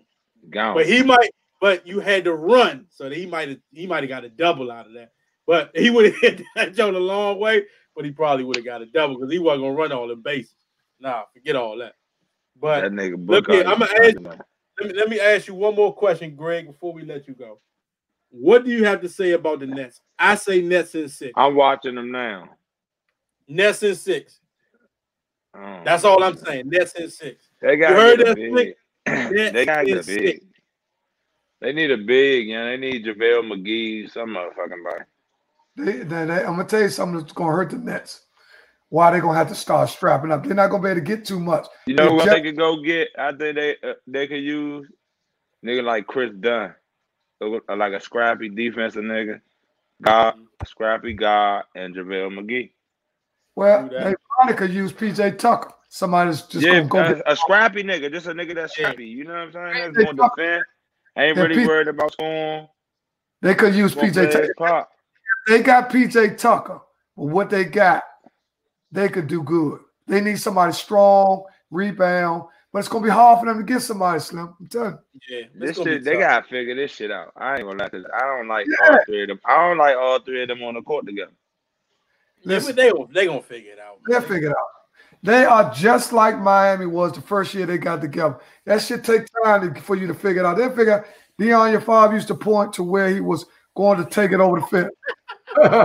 he probably watching right now. What's so crazy though? Like they got some money to get three niggas, man. They can get some solid. They can get solid three niggas and be all right. Yeah, if they can get one more though, they are going to. You need a big. You need a. They need a big. They need a big. I think you might have called it though, Greg, with JaVale McGee. That's cool. McGee, you know what he's gonna get from him. He's gonna defend. You know what I'm saying? He's gonna defend. Yeah. You know what it take to win. He goofy, but so you're saying that JaVale McGee is better than DeAndre Jordan?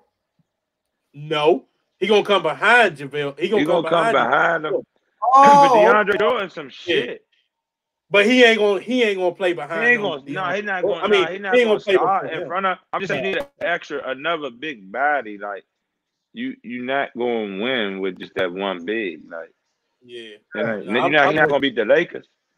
No, you're not gonna beat the Lakers. The Lakers playing defense.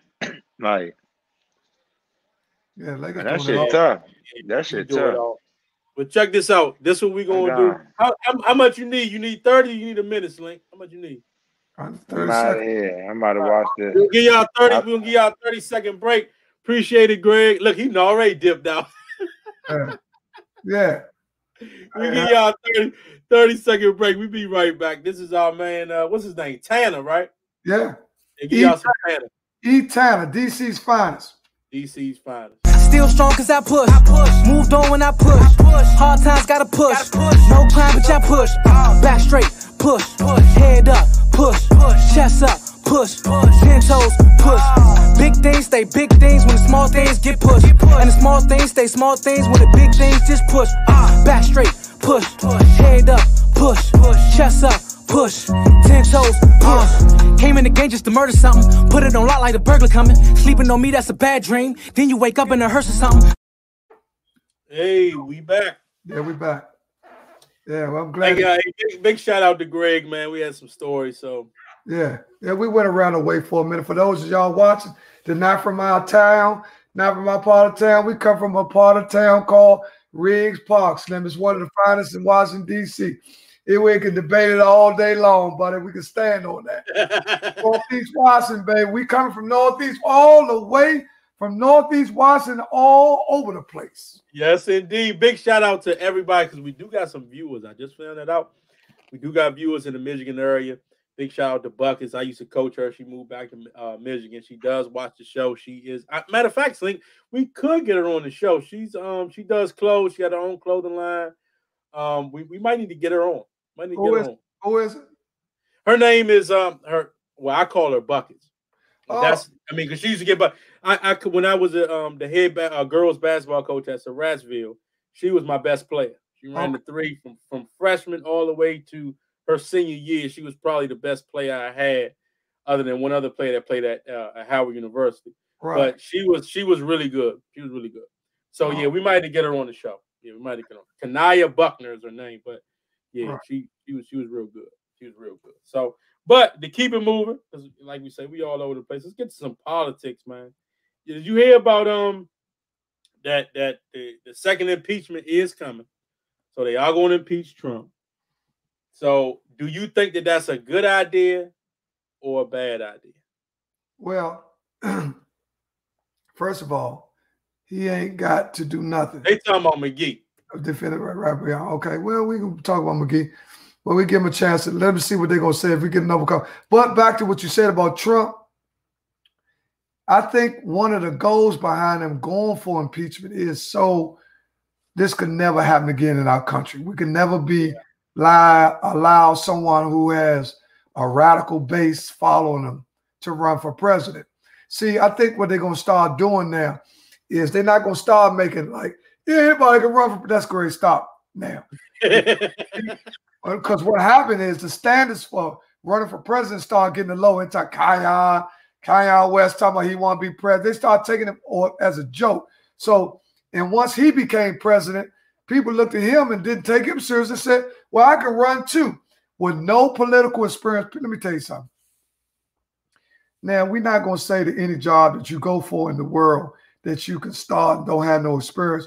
But politics, you need to have some type of political experience to be a politician. Yeah, I agree with you there, Slink. I don't think you have to have some type of experience, man. You just can't come out of nowhere with that, man. You just can't come up. I don't think you could just be. You can't run the country like a company, right? Because the country is a different entity than a company.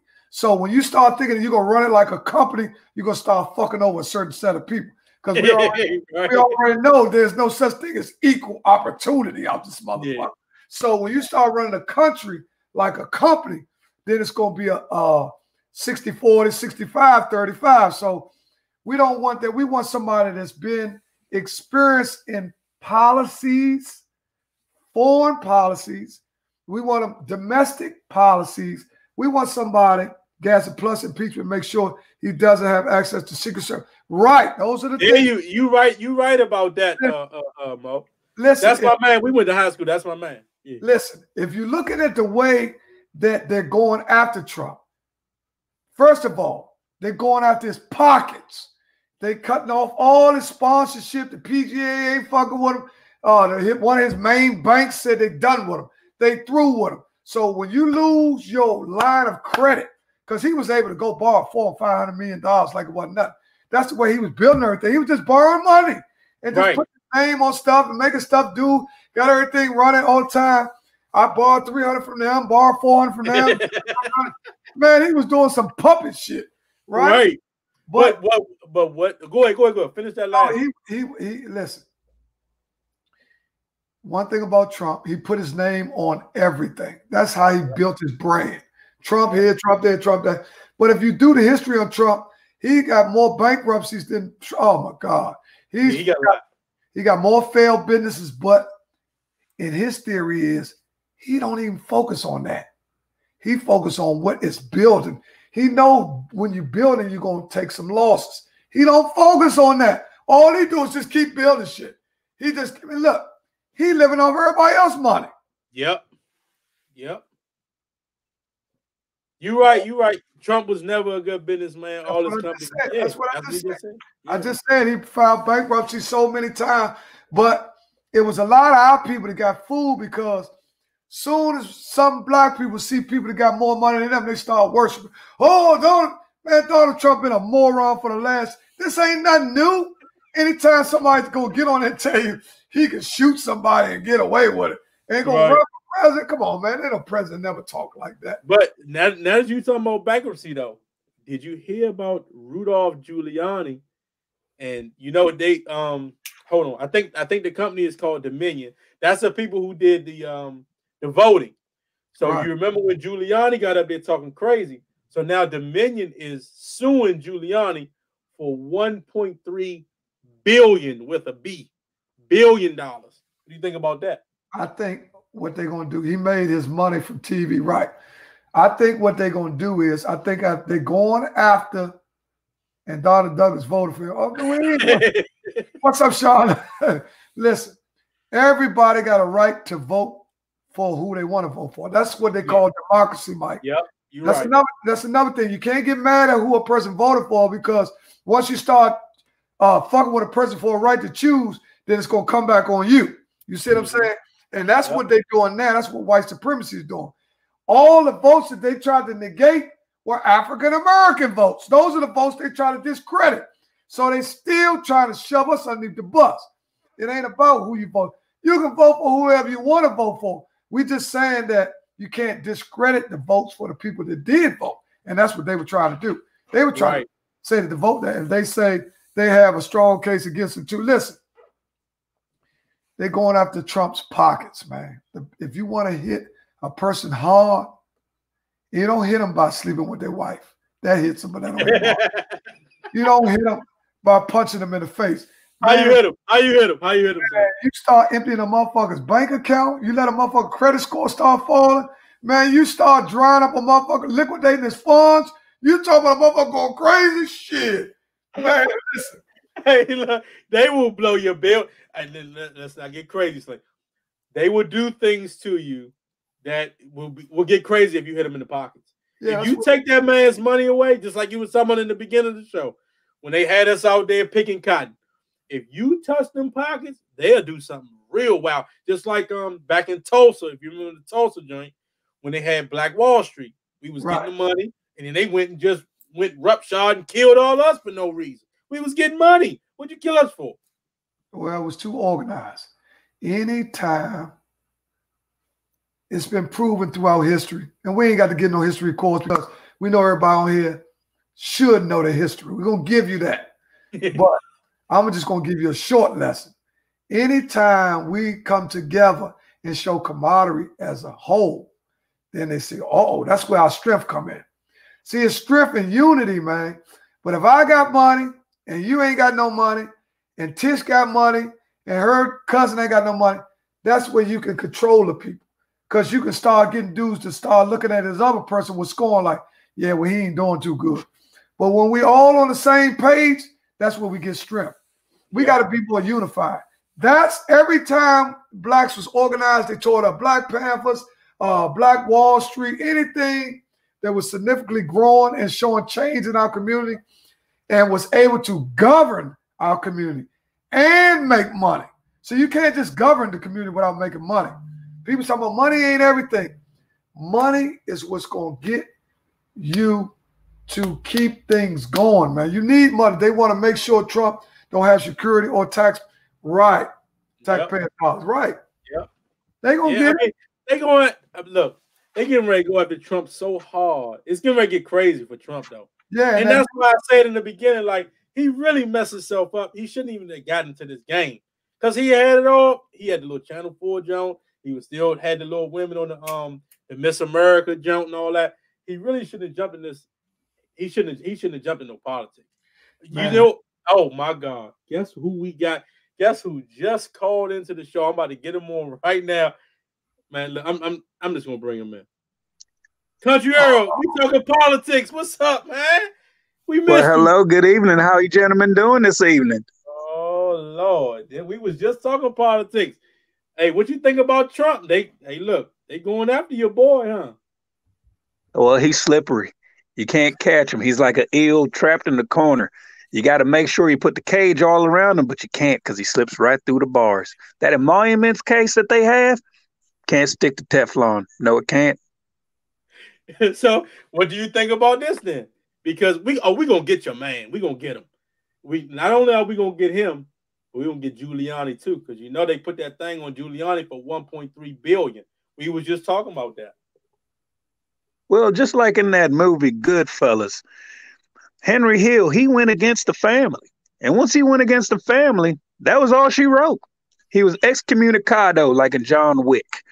And that stool, Giuliani, the drippy man that was doing that interview, that couldn't get a fucking location correct. He couldn't get a Four Seasons if a Four Seasons fell right on his face. He's going to get what he deserves. Traitors get exactly what they deserve. So, hold on. So you don't like Giuliani? No, sir. Never did. I never liked that New York type. Because he's from New York. Yeah, Trump's from New York. Yeah, Trump. It's different. It's different because he's a businessman. When you're talking about someone like Rudy, who did effectively clean up all the dirt that was going on in New York. I liked his policy on stop and frisk. It's very important. You got to make sure that these people return. Hold on. But once you turn your back against your brother, you're no longer acceptable in my circle. Hold up, country. We're not going for that, man. We're not going for that stop and frisk. We ain't with all that stop and frisk. We're not with that, man. That's stop and frisk nothing but black people. They ain't stop and frisk no white people. What's up? Right. If you're not breaking any laws, Slink, you got nothing to worry about. If you obey the law of the land, you should be fine. But a lot of people weren't obeying the law, and a lot of them like to wear their pants sagging behind their behinds. So guess what? You don't obey the law comes after you.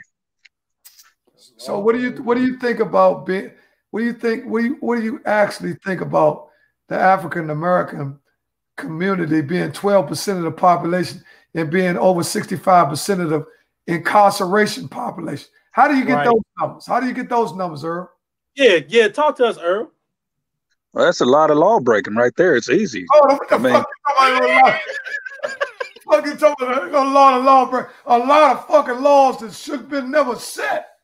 That's just what you call what they call that, Deon. Hey man, Earl, you getting out of line, Earl, for real. You getting out of line.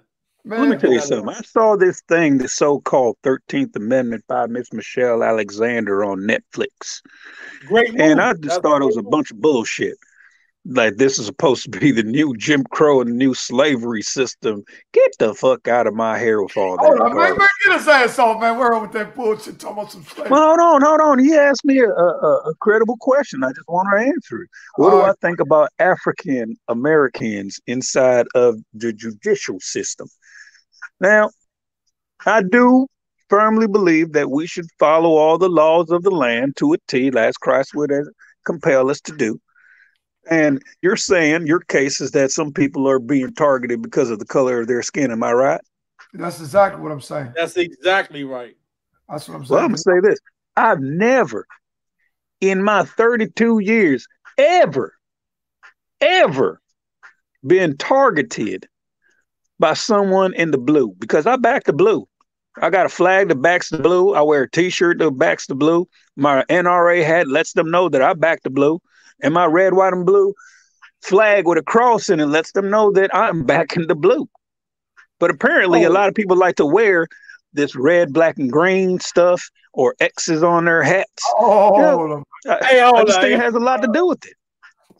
So what about all them sweatsuits they had on down in the Capitol with all those white supremacists, Langos and all that they had on the sweatsuits and all that?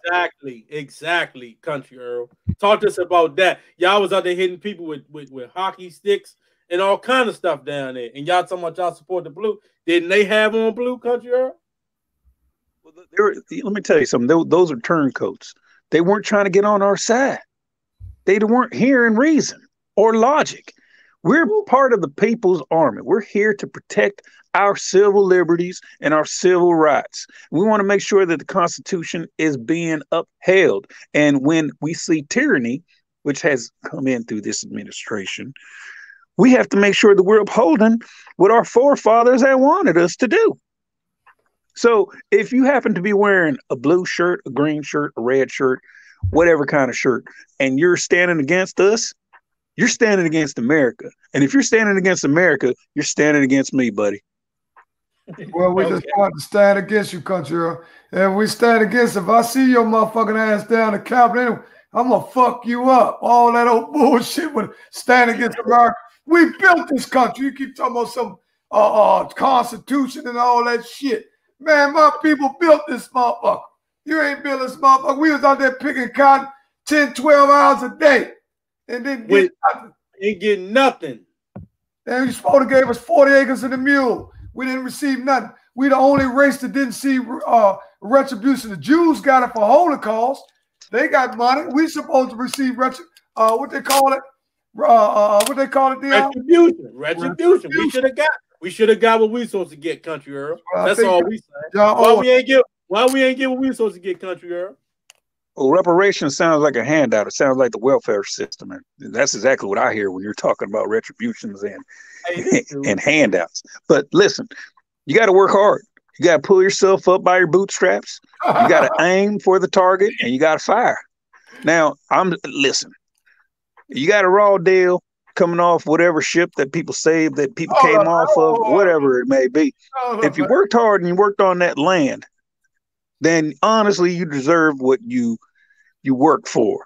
But listen, those men and women inside of these penitentiaries, they sold a lot of crack. I saw that episodic on Netflix about crack cocaine. They try to spin it and say it was about the Contras and fighting for civil liberties in another dark country, in a third world country. But let me tell you, the people selling the narcotics look a lot like the people that are locked up.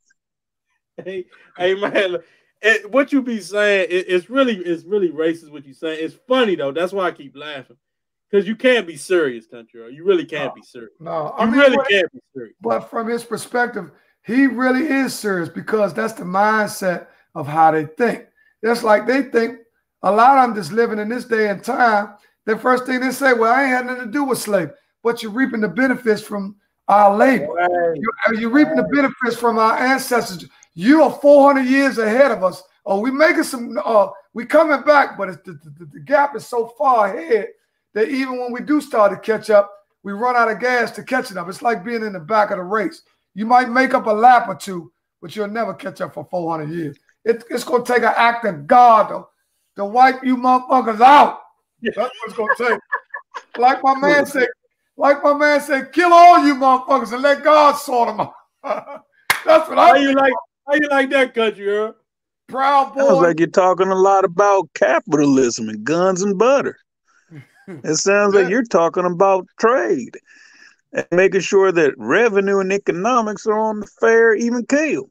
That's right. And I still stand firmly behind what I said.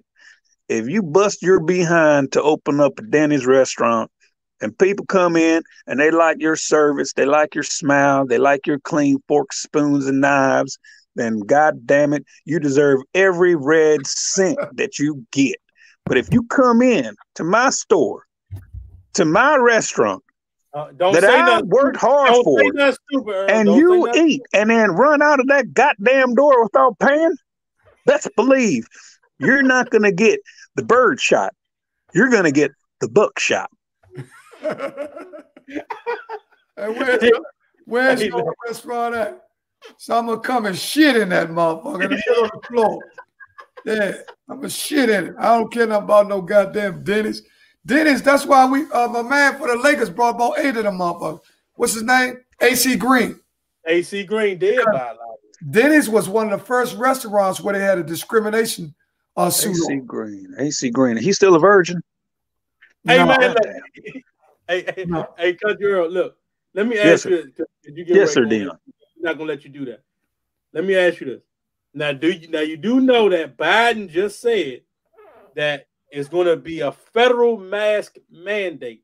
Now, what do you think about those masks and all that? Right. We remember when you first came on talking about the masks. Tyranny. Simple, plain. It's tyranny. You can't tell me what to do with my God-given body.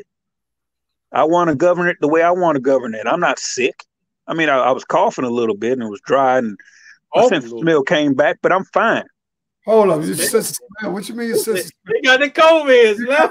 I'm COVID, man. You ain't got no hospital. I do not have any kind of China flu, and I really, really, really do not like these words that you're saying. They're imposing this illness of me that I don't have. I said I can smell now, but no, in no shape or form do I eat any bats or anything from a live open market. I rebuke those words. And that is not a person that I am. So please, Slink, take those words back. I'm sorry, you can't take those words back. They're ever etched inside of your podcast, which I truly enjoy and love. Oh, yeah, I'm going to cuss your ass out. You the only white fan we got. I'm going to cuss you out. You keep getting on here with that bullshit talking about some goddamn. Hold on, Slink. Hold on, Slink. No, you hold on. Fuck no, wait a minute. You keep calling me You keep calling me a white man. And I'm not not white. white. Are you not white, Country Earl? No. My mama's white. My daddy's white. My grandmammy's white. My brothers and sisters are white. But they adopted me. So I look like y'all. But we're not the same. We're not the same, brother. How can you look like us, but we're not the same? What does that mean, Country Earl? Oh, you know what that means. I don't think I have to really go into that elementary type of thing. Hey, look, man. We gotta get rid of you, man. We got to get you up because I thought we were just getting on. I thought we were getting along. No. Yeah, no, we not. We probably ain't gonna never get along. But isn't that what your reverend said? Who just had a holiday? No, what do you mean by that? What do I mean by what? By us not being the same? Yeah, what do you mean by that? Oh, simple. I mean, you're city folk. I'm a country man. You have slick ways. I have very basic and prudent things that I like to accomplish. You like to drive sedans. I like to drive trucks. You like to have pistols. I like to have shotties. You understand me? The basic difference between you and I is that you are on one side of this so-called alleged fence, and I may be on the other. But the reality is, we're all under rule and tyranny when someone wants me to wear a goddamn mask to go to Costco. You can never forget that. If someone says, hey, listen, if you don't wear a mask, that's a fine. A fine. What do you mean? A fine like you want to put me in some kind of a holding cell? If I don't adhere to your law? They're gonna lock you up. Was you down? Hold on. We got a question to the people. From the people. Now, I'm gonna ask you this question, but we did get a question from somebody that was out in the audience. So now, sure, go ahead. Do you think them people should have got locked up for running that in the Congress? They should have got locked up, right? Well, hold on. They didn't necessarily run up in there. The doors were opened. And much like you and I, if we get locked out of our own home, we can't find a key. What would you do? Hey, man, that's totally different. No. Ask me this, Deon. What would you do?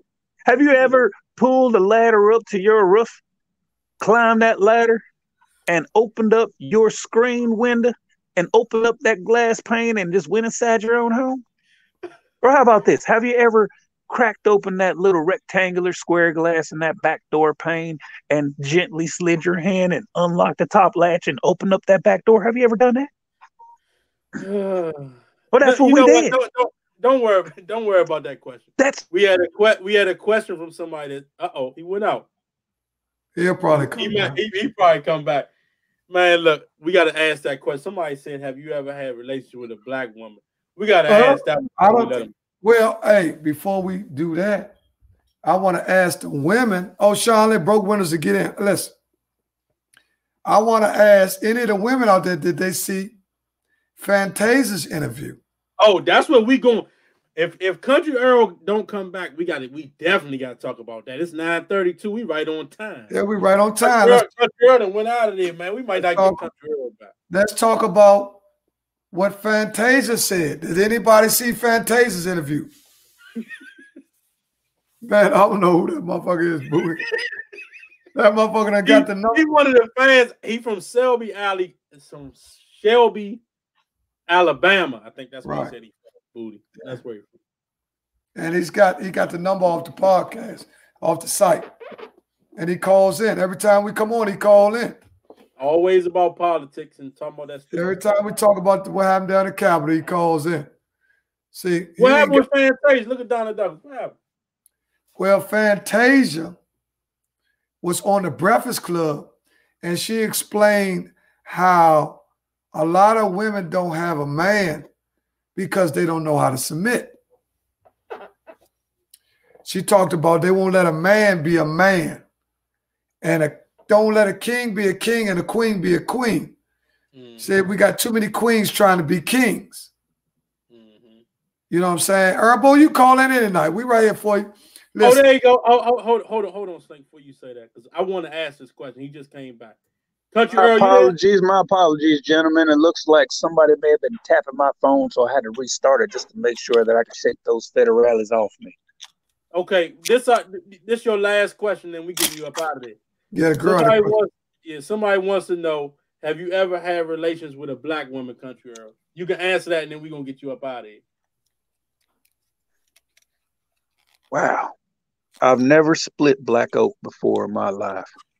Guess the only time I reckon that I have is when I entered this world through my mother's wretched soul womb, but that was the last time, and that'll probably be the last time I've ever do something like that. But you know what? Maybe I should never say never. Maybe there'll be one word or the other. So you don't think you would be with a black woman? That's what you're saying? No, I reckon I don't think so. I don't think I have much in common with a soul sister, as you may eloquently put it. But no. Man, I'm glad you ain't never been with no motherfucking black woman, so it won't make another one of your ass. I'm glad if she understands. Man, I don't give a fuck how things should be. We don't need another one of your ass, Country Earl, no black, white man. You's an Oreo. That's what you is. You black on us. I love Fantasia and her new look on life, and I somewhat agree with her. Okay, Dana. All right, stay with us, Dana. We coming now. I love Oreos. Those are great. Hey, man, look, man, we got to get you up out of there, Country Earl, man. Man, we gone. We got the ladies talking. Now you got to get to walking. The Country Earl, we see you back in Alabama, baby. Love you. Slink, it was a pleasure. That motherfucker Country Earl. Oh, Dana Kelly, you said you seen the interview with Fantasia. For those of y'all didn't see the interview with Fantasia, she was on the Breakfast Club, and she was trying to explain on how a lot of women are blocking the blessings from receiving a man because they want to be the man in a relationship. But I'm not here to get on the woman. I'm here to get on the men. She took her position with the women. Now I'm going to take the position with the men. A lot of us men, and I'm going to say us as a whole because I'm in my race, we need to step it up. We got to be more what we were supposed to be. So we won't have these type. See, it's somewhat, it don't work in all households. Because some people say they ain't tripping on who leading and who, whatever works for them. You know what I'm saying, Deon? But she was going into saying that it's been indoctrinated in us. That's why they tried to destroy the black man first, so the black woman can start thinking she in charge. And then she would never respect the black man like the white woman respect the white man. That's what she was trying to say, basically. Exactly. So she was trying to say that y'all stop giving the black man the same amount of respect as the white woman do her counterparts. See, so, and a lot of it come from some, not all, have to respect a black woman as well as receiving respect. So you can't keep calling bras bitches and hoes. And that bitch ain't shit, she a hoe and all that. Well, she might have just wanted to do that with you. But you done ran out and told everybody, man, that bitch a hoe, she sucked my dick and woo, man, that bitch ain't nothing. Woo. But all the time, she really was doing it because she liked you, but you done ruined her, making her think she, oh, damn, I shouldn't have did that. You see what I'm saying? So a lot of times, an immature man can have a sexual act happen to him by a mature little woman, and he run out and tell everybody what the woman did, right? And all the time, the woman just did it for him because she thought he was special. You see what I'm saying? She was like, man, I thought this was, but when he do that to her, she'd be like, God damn. Now the woman like, damn, what the fuck? I'm a freak. Damn, I thought I was doing it. Now you calling me a dick sucker and all that. I just did it. Right. Well, since you done told everybody I suck dick, I might well suck their dicks too. No.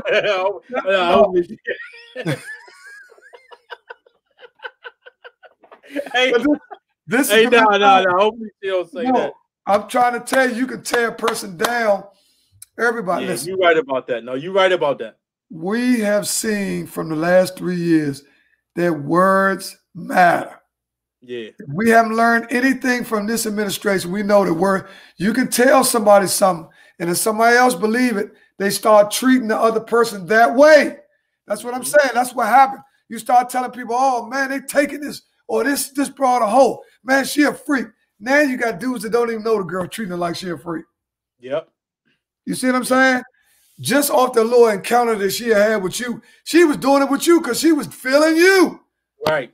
That's what we talked about a couple weeks ago. That's what you were saying. Like, if she feeling you, she gonna do whatever is necessary or whatever's gonna get done if she feeling you. Man, a woman might not have never done that type of shit she's doing to you ever in your life. But because you had it done to you, and you might, damn, that bro, oh my gosh, oh man, she licked, oh man, ain't nobody never, you go tell everybody, she a freak. Man, that bitch a hoe. Whoa. Hold on, I can't hear you, so keep going. My earphones went out. Keep going. I can't hear what you're saying. So, man, that's basically some of what Fantasia was saying, but she was basically talking about, you know, how it's been indoctrinated in us, for females to look at where the picture that's been painted of the black male is scum. Point blank. If you look at us, they say blacks don't do nothing but steal, rob, kill, sell drugs, rap. And they done limited our window of us, our image. I ain't talking about what they say we do. I'm talking about the image that's being sold of the black man. Right? See, the stuff that's cool, they turn out to make you think that's nerd. Now they make you think it's cool to pop perks and drink lean, and you know what I'm saying? They projected that. Man, that shit right there is goofy. That's the goofy shit. You know what I'm saying? So, but the shame and honor has been misplaced. What you should be proud of, they're trying to make you shameful of. And what you should be shameful of, they want you to wear a badge on your chest like it's cool. Like if you kill your man for your neighborhood, he like that. Nah, man, you fucking us up. Yep. You fucking us up, man. That ain't no cool. They got the shit twisted around, man. We got to go back and get back. I heard a lot of men speak and how it looked on someone outside a father figure. It starts here, or a white family dynamic and are typically taught to take care of their family. That's sometimes absent. I agree. Yeah, I agree with that. Listen, if you go back into the essence, this is why I always try to get on y'all. Y'all think I be talking that bullshit. If you go back into the essence of when the black family was strong, the black family was strong because there was mergers.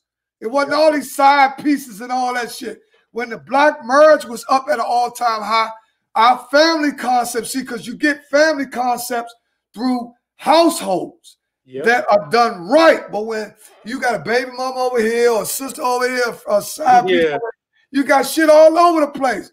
But when you commit to one woman, even if you get it right or not, you've shown your commitment to that woman.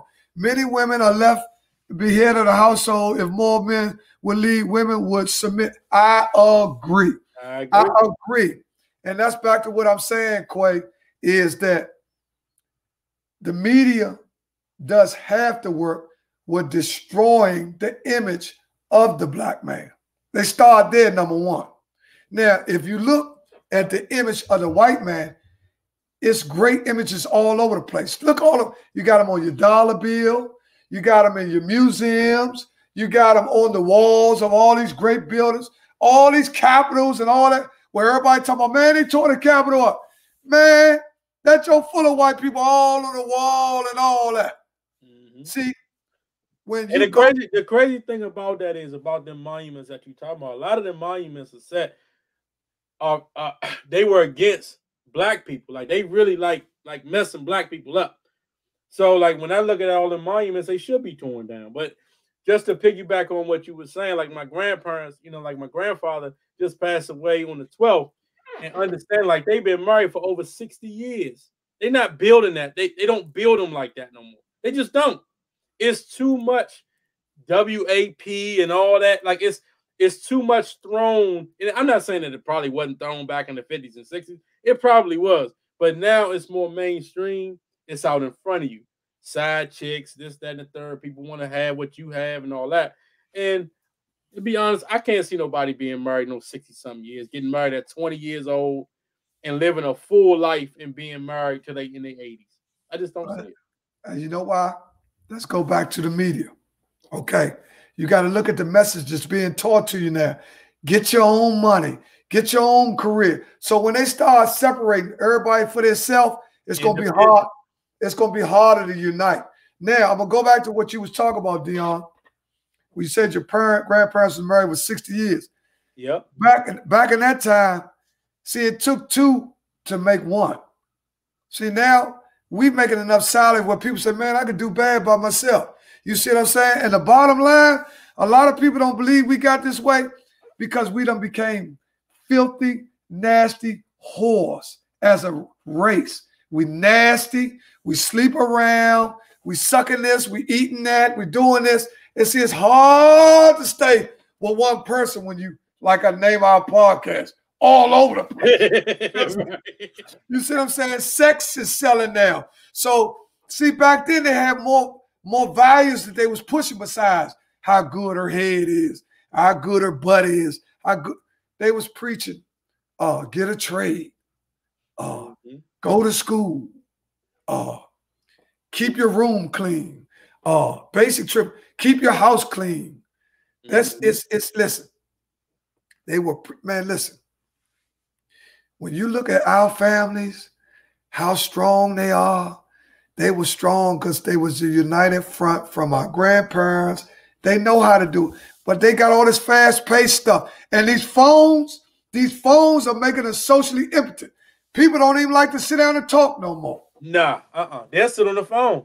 I didn't see it get so crazy. They'll text in the house and be right in the other room. They will be right, man. Listen, they will text right while you on the couch, and they right here. You know what I'm saying? Now, don't get me wrong. Social media and technology it has been created to keep up with the times. But what's that happening is we done got drunk off all the stuff that's been out here. Money, sex, technology, because we afforded more. It's like they held us back from everything. And then when they did bring everything out, we got drunk off of it. Right. Yep. See what I'm saying? I'll tell you, man, that cell phone, Donna Douglas said, so are you saying white men don't cheat or get divorced? No, I would never say that. They do it. They just do it in silence. Or it's just not publicized as much. Listen. I'm not even talking about, because divorce and cheating, that happens. I'm not even talking about, that's just a mistake in the marriage. What I'm talking about is the structure, how the households are being ran, how it's set up for us, the people that look like me and you, to be in economically lower income standard neighborhoods, how it's set up for people to come up with maybe one parent in the household opposed to two. That's just by the numbers. It's just the way it is. Yes, women must also be held accountable and raise a standard. That's right. Send that lady back home and not entertain. That's right. Now, I'm glad you said that, Quay, because one time, now this happened when I was a little boy. My mother's girlfriend, and my sisters, all of them know this is the truth. My mother's girlfriend. My mother was single. My mother ain't never had no man come out of the house when we was kids. And my father died when I was 3. Wasn't no man coming over there think he gonna fuck my mama. My mama took the kids first, right? Because she already knew that the kids was most important. See, I'm gonna tell you something. This is another thing too. Women gonna have to learn, and men gonna have to learn that at some point in time you might have to be abstinent from another person just to get your shit straight. You can't just get somebody to my way. I was just fucking them. No, you fucking up a whole family. You see what I'm saying? Well, back to the story. My mother's friend got to argue with her husband in the middle of the night. Came over my mother's house, knocked on the door. My mother let her in. And that's what the woman said. I was talking about, man, he get on my nerves. He get on my nerves. And my mother knew that they were a good couple, right? Because she was friends with not just the woman, she was friends with the husband too. Yeah. She used to entertain. That's how it used to be. If you were friends with me, you were friends with my wife. Not friends with me and don't like my wife. You see what I'm saying? Right. See, that's where all this shit come in. But look, guess what my mother told her? That she was like, I'm staying over here for now. I ain't going back home. Guess what my mother said? No, you can't stay here. Mom said, you can't stay here. Go back home. You can stay here for an hour and cool off, but you got to go back home. I'm not going to let Ernest believe that you was over here all night. This ain't no place you're gonna be able to run when y'all have. You can chill out for a minute, but you gotta go back home. You see what I'm saying? Yeah. So what I'm saying is times were different. We know times were different, but principles don't change. That's right. Now you're right about that. You're absolutely right about that. Principles should never change it. And when you watching, like, even with me, like, I always wanted that type of structure. You know what I mean? Like, because my parents, 25, 30 years together, my grandparents, 60 years together.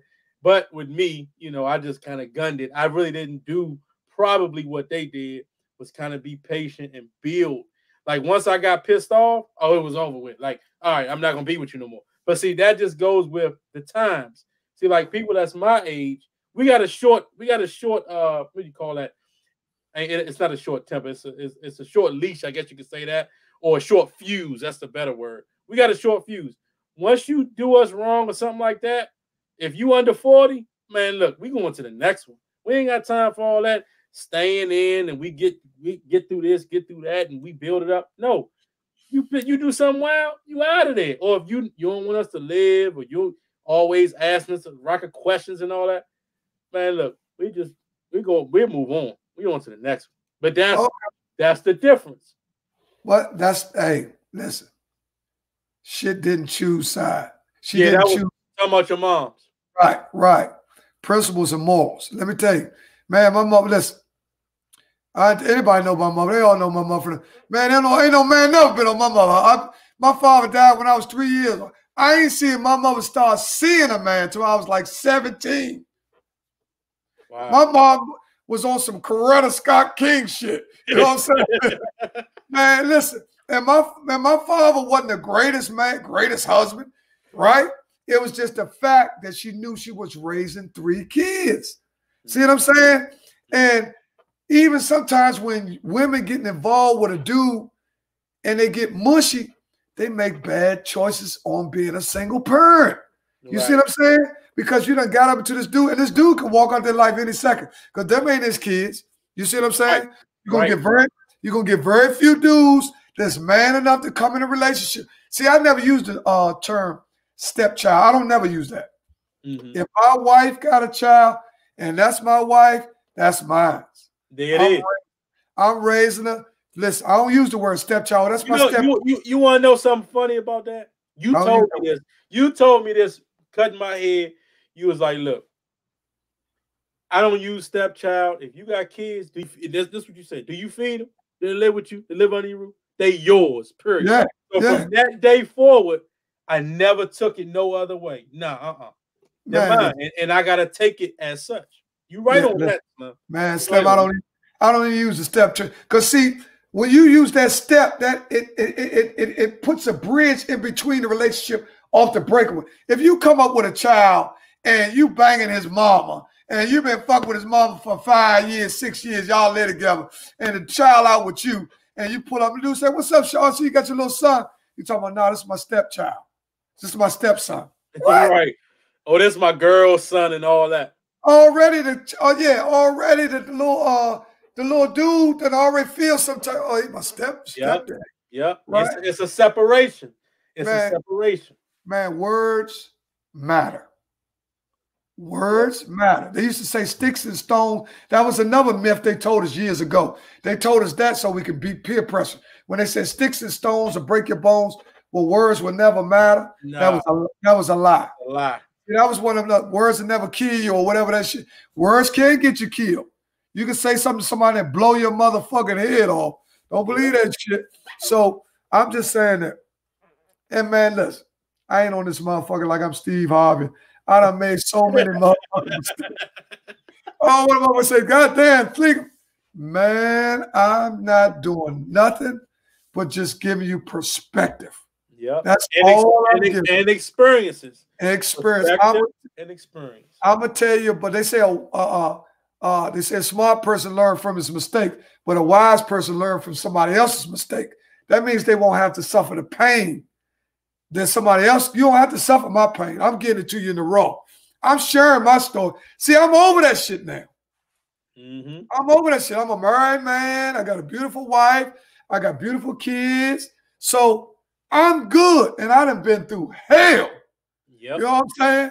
And back. I done been they used to say, dude, you say, man, Slink, you know, man, I don't know, you like a cat. I could throw your ass in the air and you land on your feet. You see what I'm saying? But that's the way I was raised. Mm-hmm. You see what I'm saying? So if you that's why I don't even worry about my kids as much as I used to. I say, wait a minute, my kids come from a good woman and a good man. I know they ain't gonna venture off too much because I'm watching them. Right. You know, I can't see my daughter growing up being a crackhead because I'm on that. Right. You see what I'm saying? I'm on that. Well, but you know, hey, look, just like the Bible say, man, you train up a child in the way that it should go, and it will not depart. So, you know, when you think about it like that, if you build them up the right way, you ain't gotta worry. Oh, they're gonna make the right decision almost every single time. And just talking about that, like, you know, like Mariah's 13. So, and Mariah asked me, can I have TikTok? Can I have this? Can I have that? And me as her father and wanted to protect her all the time. It's like, I'm gonna watch you, or no, you can't have it. But now you sort of gotta let them, because I didn't raise her for 13 years of her life. So I gotta try to trust her, but at the same time, it's hard because I know me and how I used to do things. And that's what I'm kind of worried about. But at the same time, just like you said, if you train them up a certain way and you build them up and you teach them principles and you give them different things, experiences that you had, and they should be straight. You really don't have to worry. You're absolutely right on that, man. Yeah, I'm gonna tell you what I found out. Because because I'm gonna tell you too, though, Deon, the parental guide does have to be revised because times are not like they used to. Now, when I used to be maybe 10 years ago or 15 years ago, I would be like, man, you can't be no motherfucker child friend. You know what I mean? But right. You got to be a parent. I shaded that down a little bit. I'm not your friend. I'm your parent first. Right. But I do want to have not a friendship, but a kinship. I want to be able to talk to my daughters where they can feel that they can express to me what's going on, because if they can't express to what's going on, I can't help them. Yep. You see what I'm saying? Yep. And you right on it, because even with, because you know me, so I try not to cuss much. You know, I ain't gonna say I do cuss, but I try not to. But when it comes to Mariah, I have to use the type of words that they use in her school. And I do. And she might get embarrassed about it. And but I feel like I need to talk to her like that, because if I don't talk to her like that, she might feel like she can't talk to me. And one thing about me and her relationship, I want to be able to talk to her about everything, about her period, about boys, men, the whole nine, because she got a whole life in front of her. So I'm going to try to give her all the experiences that she's going to have before she have them. So like with TikTok and all that, and I tell her straight up, you're going to get on there and somebody going to say, pull your titties out. Or let me show you pull your dick out. I'm going to pull my dick out. Something, you know what I'm saying? So, but it's good to speak like I think it is. I'm saying it for me. I say it because I know that she knows those words. All jokes aside, I know she knows those words. Yeah, of course. There's no reason in me acting like she don't. And I'm gonna say, oh, they're gonna pull their P word out, or they're gonna pull their penis out. You know what I'm saying? Like nobody, she knows what I'm talking about. So, but when you raising them kids, you gotta talk to them regular, man, or you looking stupid. Yeah, you got to definitely you got the words that you try once they get past a certain age, you already know that they know what you think they don't know. And plus the kids now are smarter than we was, because it's an information age. Actually now, if you have a kid, let's say, it's not you can't trust me. It's these freaks out here. Nowadays, it's not just men, it's women and young. I agree. Yeah, I agree. And like you said, with the internet, you do have to monitor, because it is some demonic shit going on where people are trying to extract the kids and send them little places to meet and all that. So it's different. Yep. But if you pretty much are in your kid's life, they'll come tell you, Dad, look at this shit. This man talking. No, they'll tell you. Dad, this man was talking. You're like, where is that? Then you go look at it.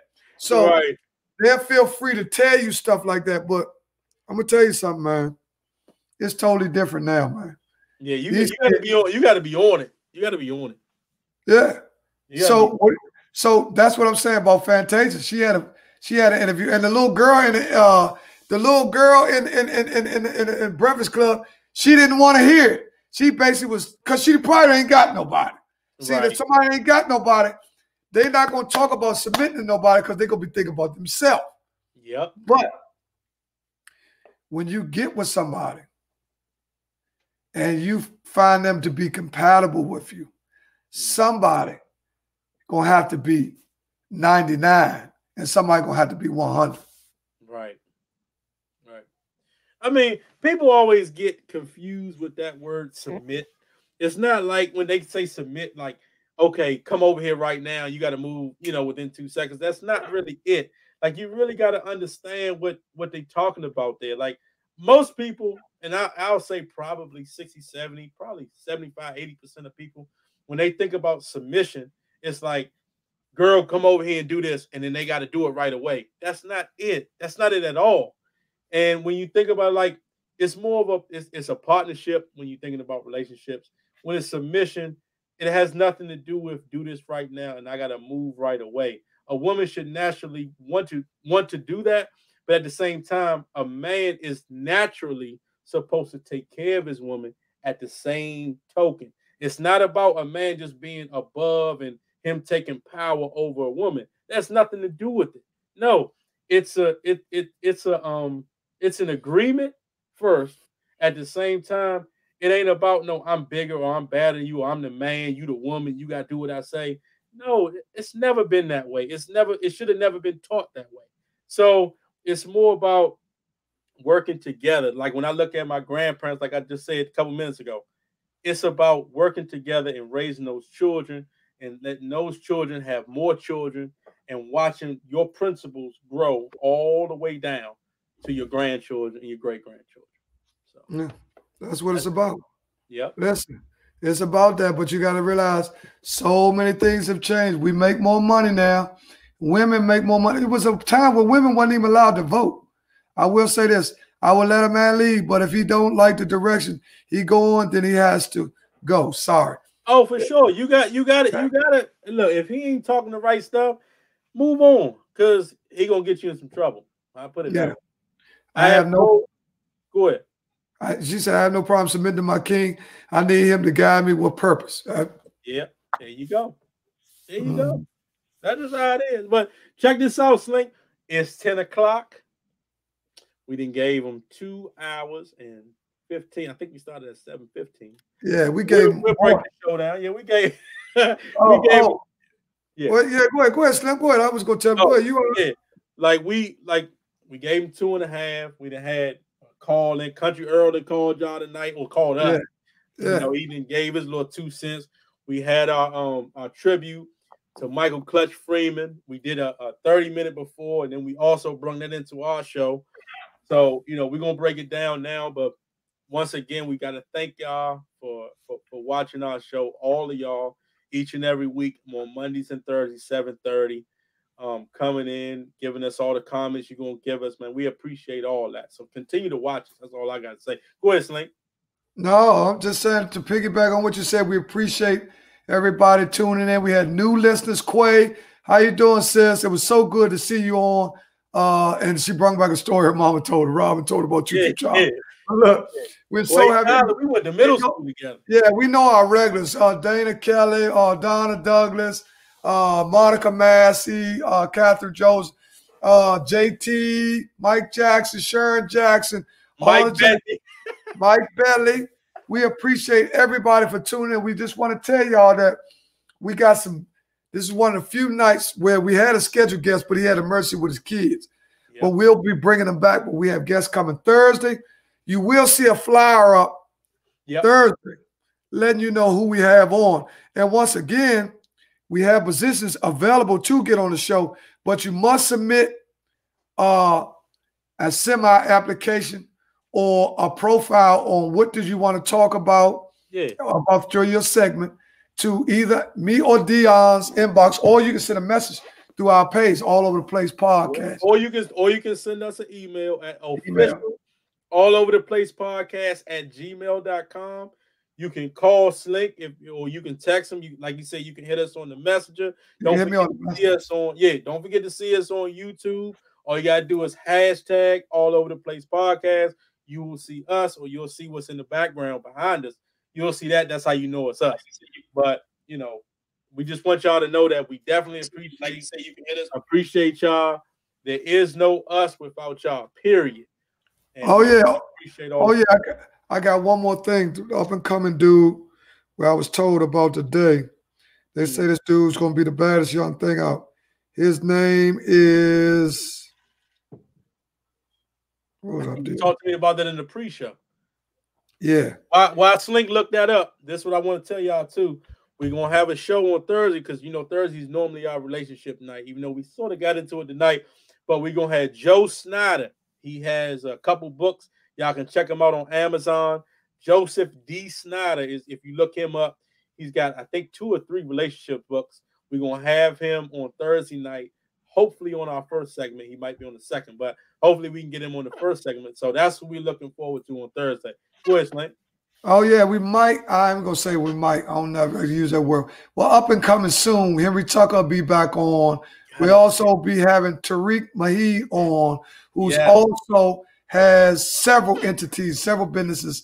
So we're also going to be doing a checkup back with the Food Lord to see where we was at. Because today was Meatless Mondays. Man, I feel like a motherfucker. I ain't got that chicken and everything. I failed the test.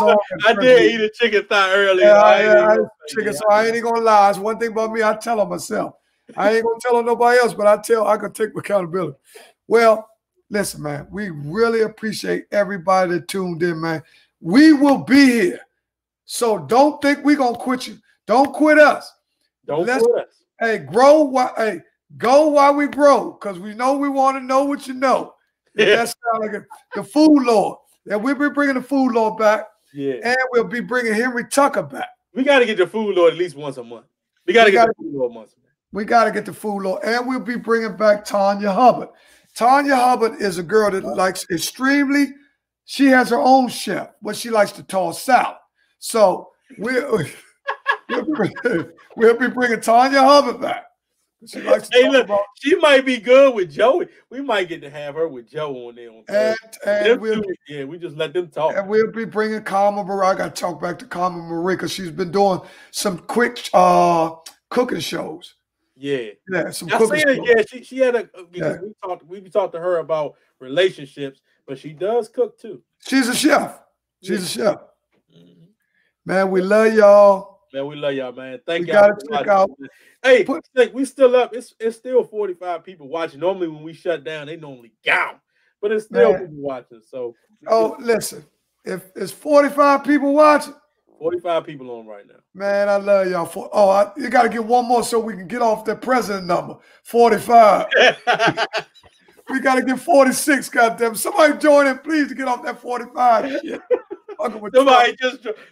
Two people just dropped, so now we got 43. 43. That's better. We good. I think that might be Bush, though. I think Bush is 43, but we ain't gonna worry about Bush. We'll take Bush. Remember that number I gave y'all, 4 digits. 7777. Playing for the rest of the week, $1 straight. That'll get you 5,000. Yep, play that. That'll get you 5,000. Yep. Man, we want to say rest. We want to say rest in peace to our big homie Clutch. We love you, Freeman family. Yes, indeed. We got your back. We don't have no problem doing whatever you need us to do. Thank you, Dana Kelly. See y'all Thursday. Stay healthy. Keep your mask on, y'all. Oh, yeah, that's another thing we got to do. Practice wearing your mask. Keep your mask on. Wash your hands. Don't vicious. Yep. Look, if y'all going to eat pussy with your mask on. Eat pussy with your mask. Get the pussy all on your mask. No, let me go ahead because the motherfuckers start tuning back in. Slink talk. No, we gone. I'm gone, y'all. That was me back up.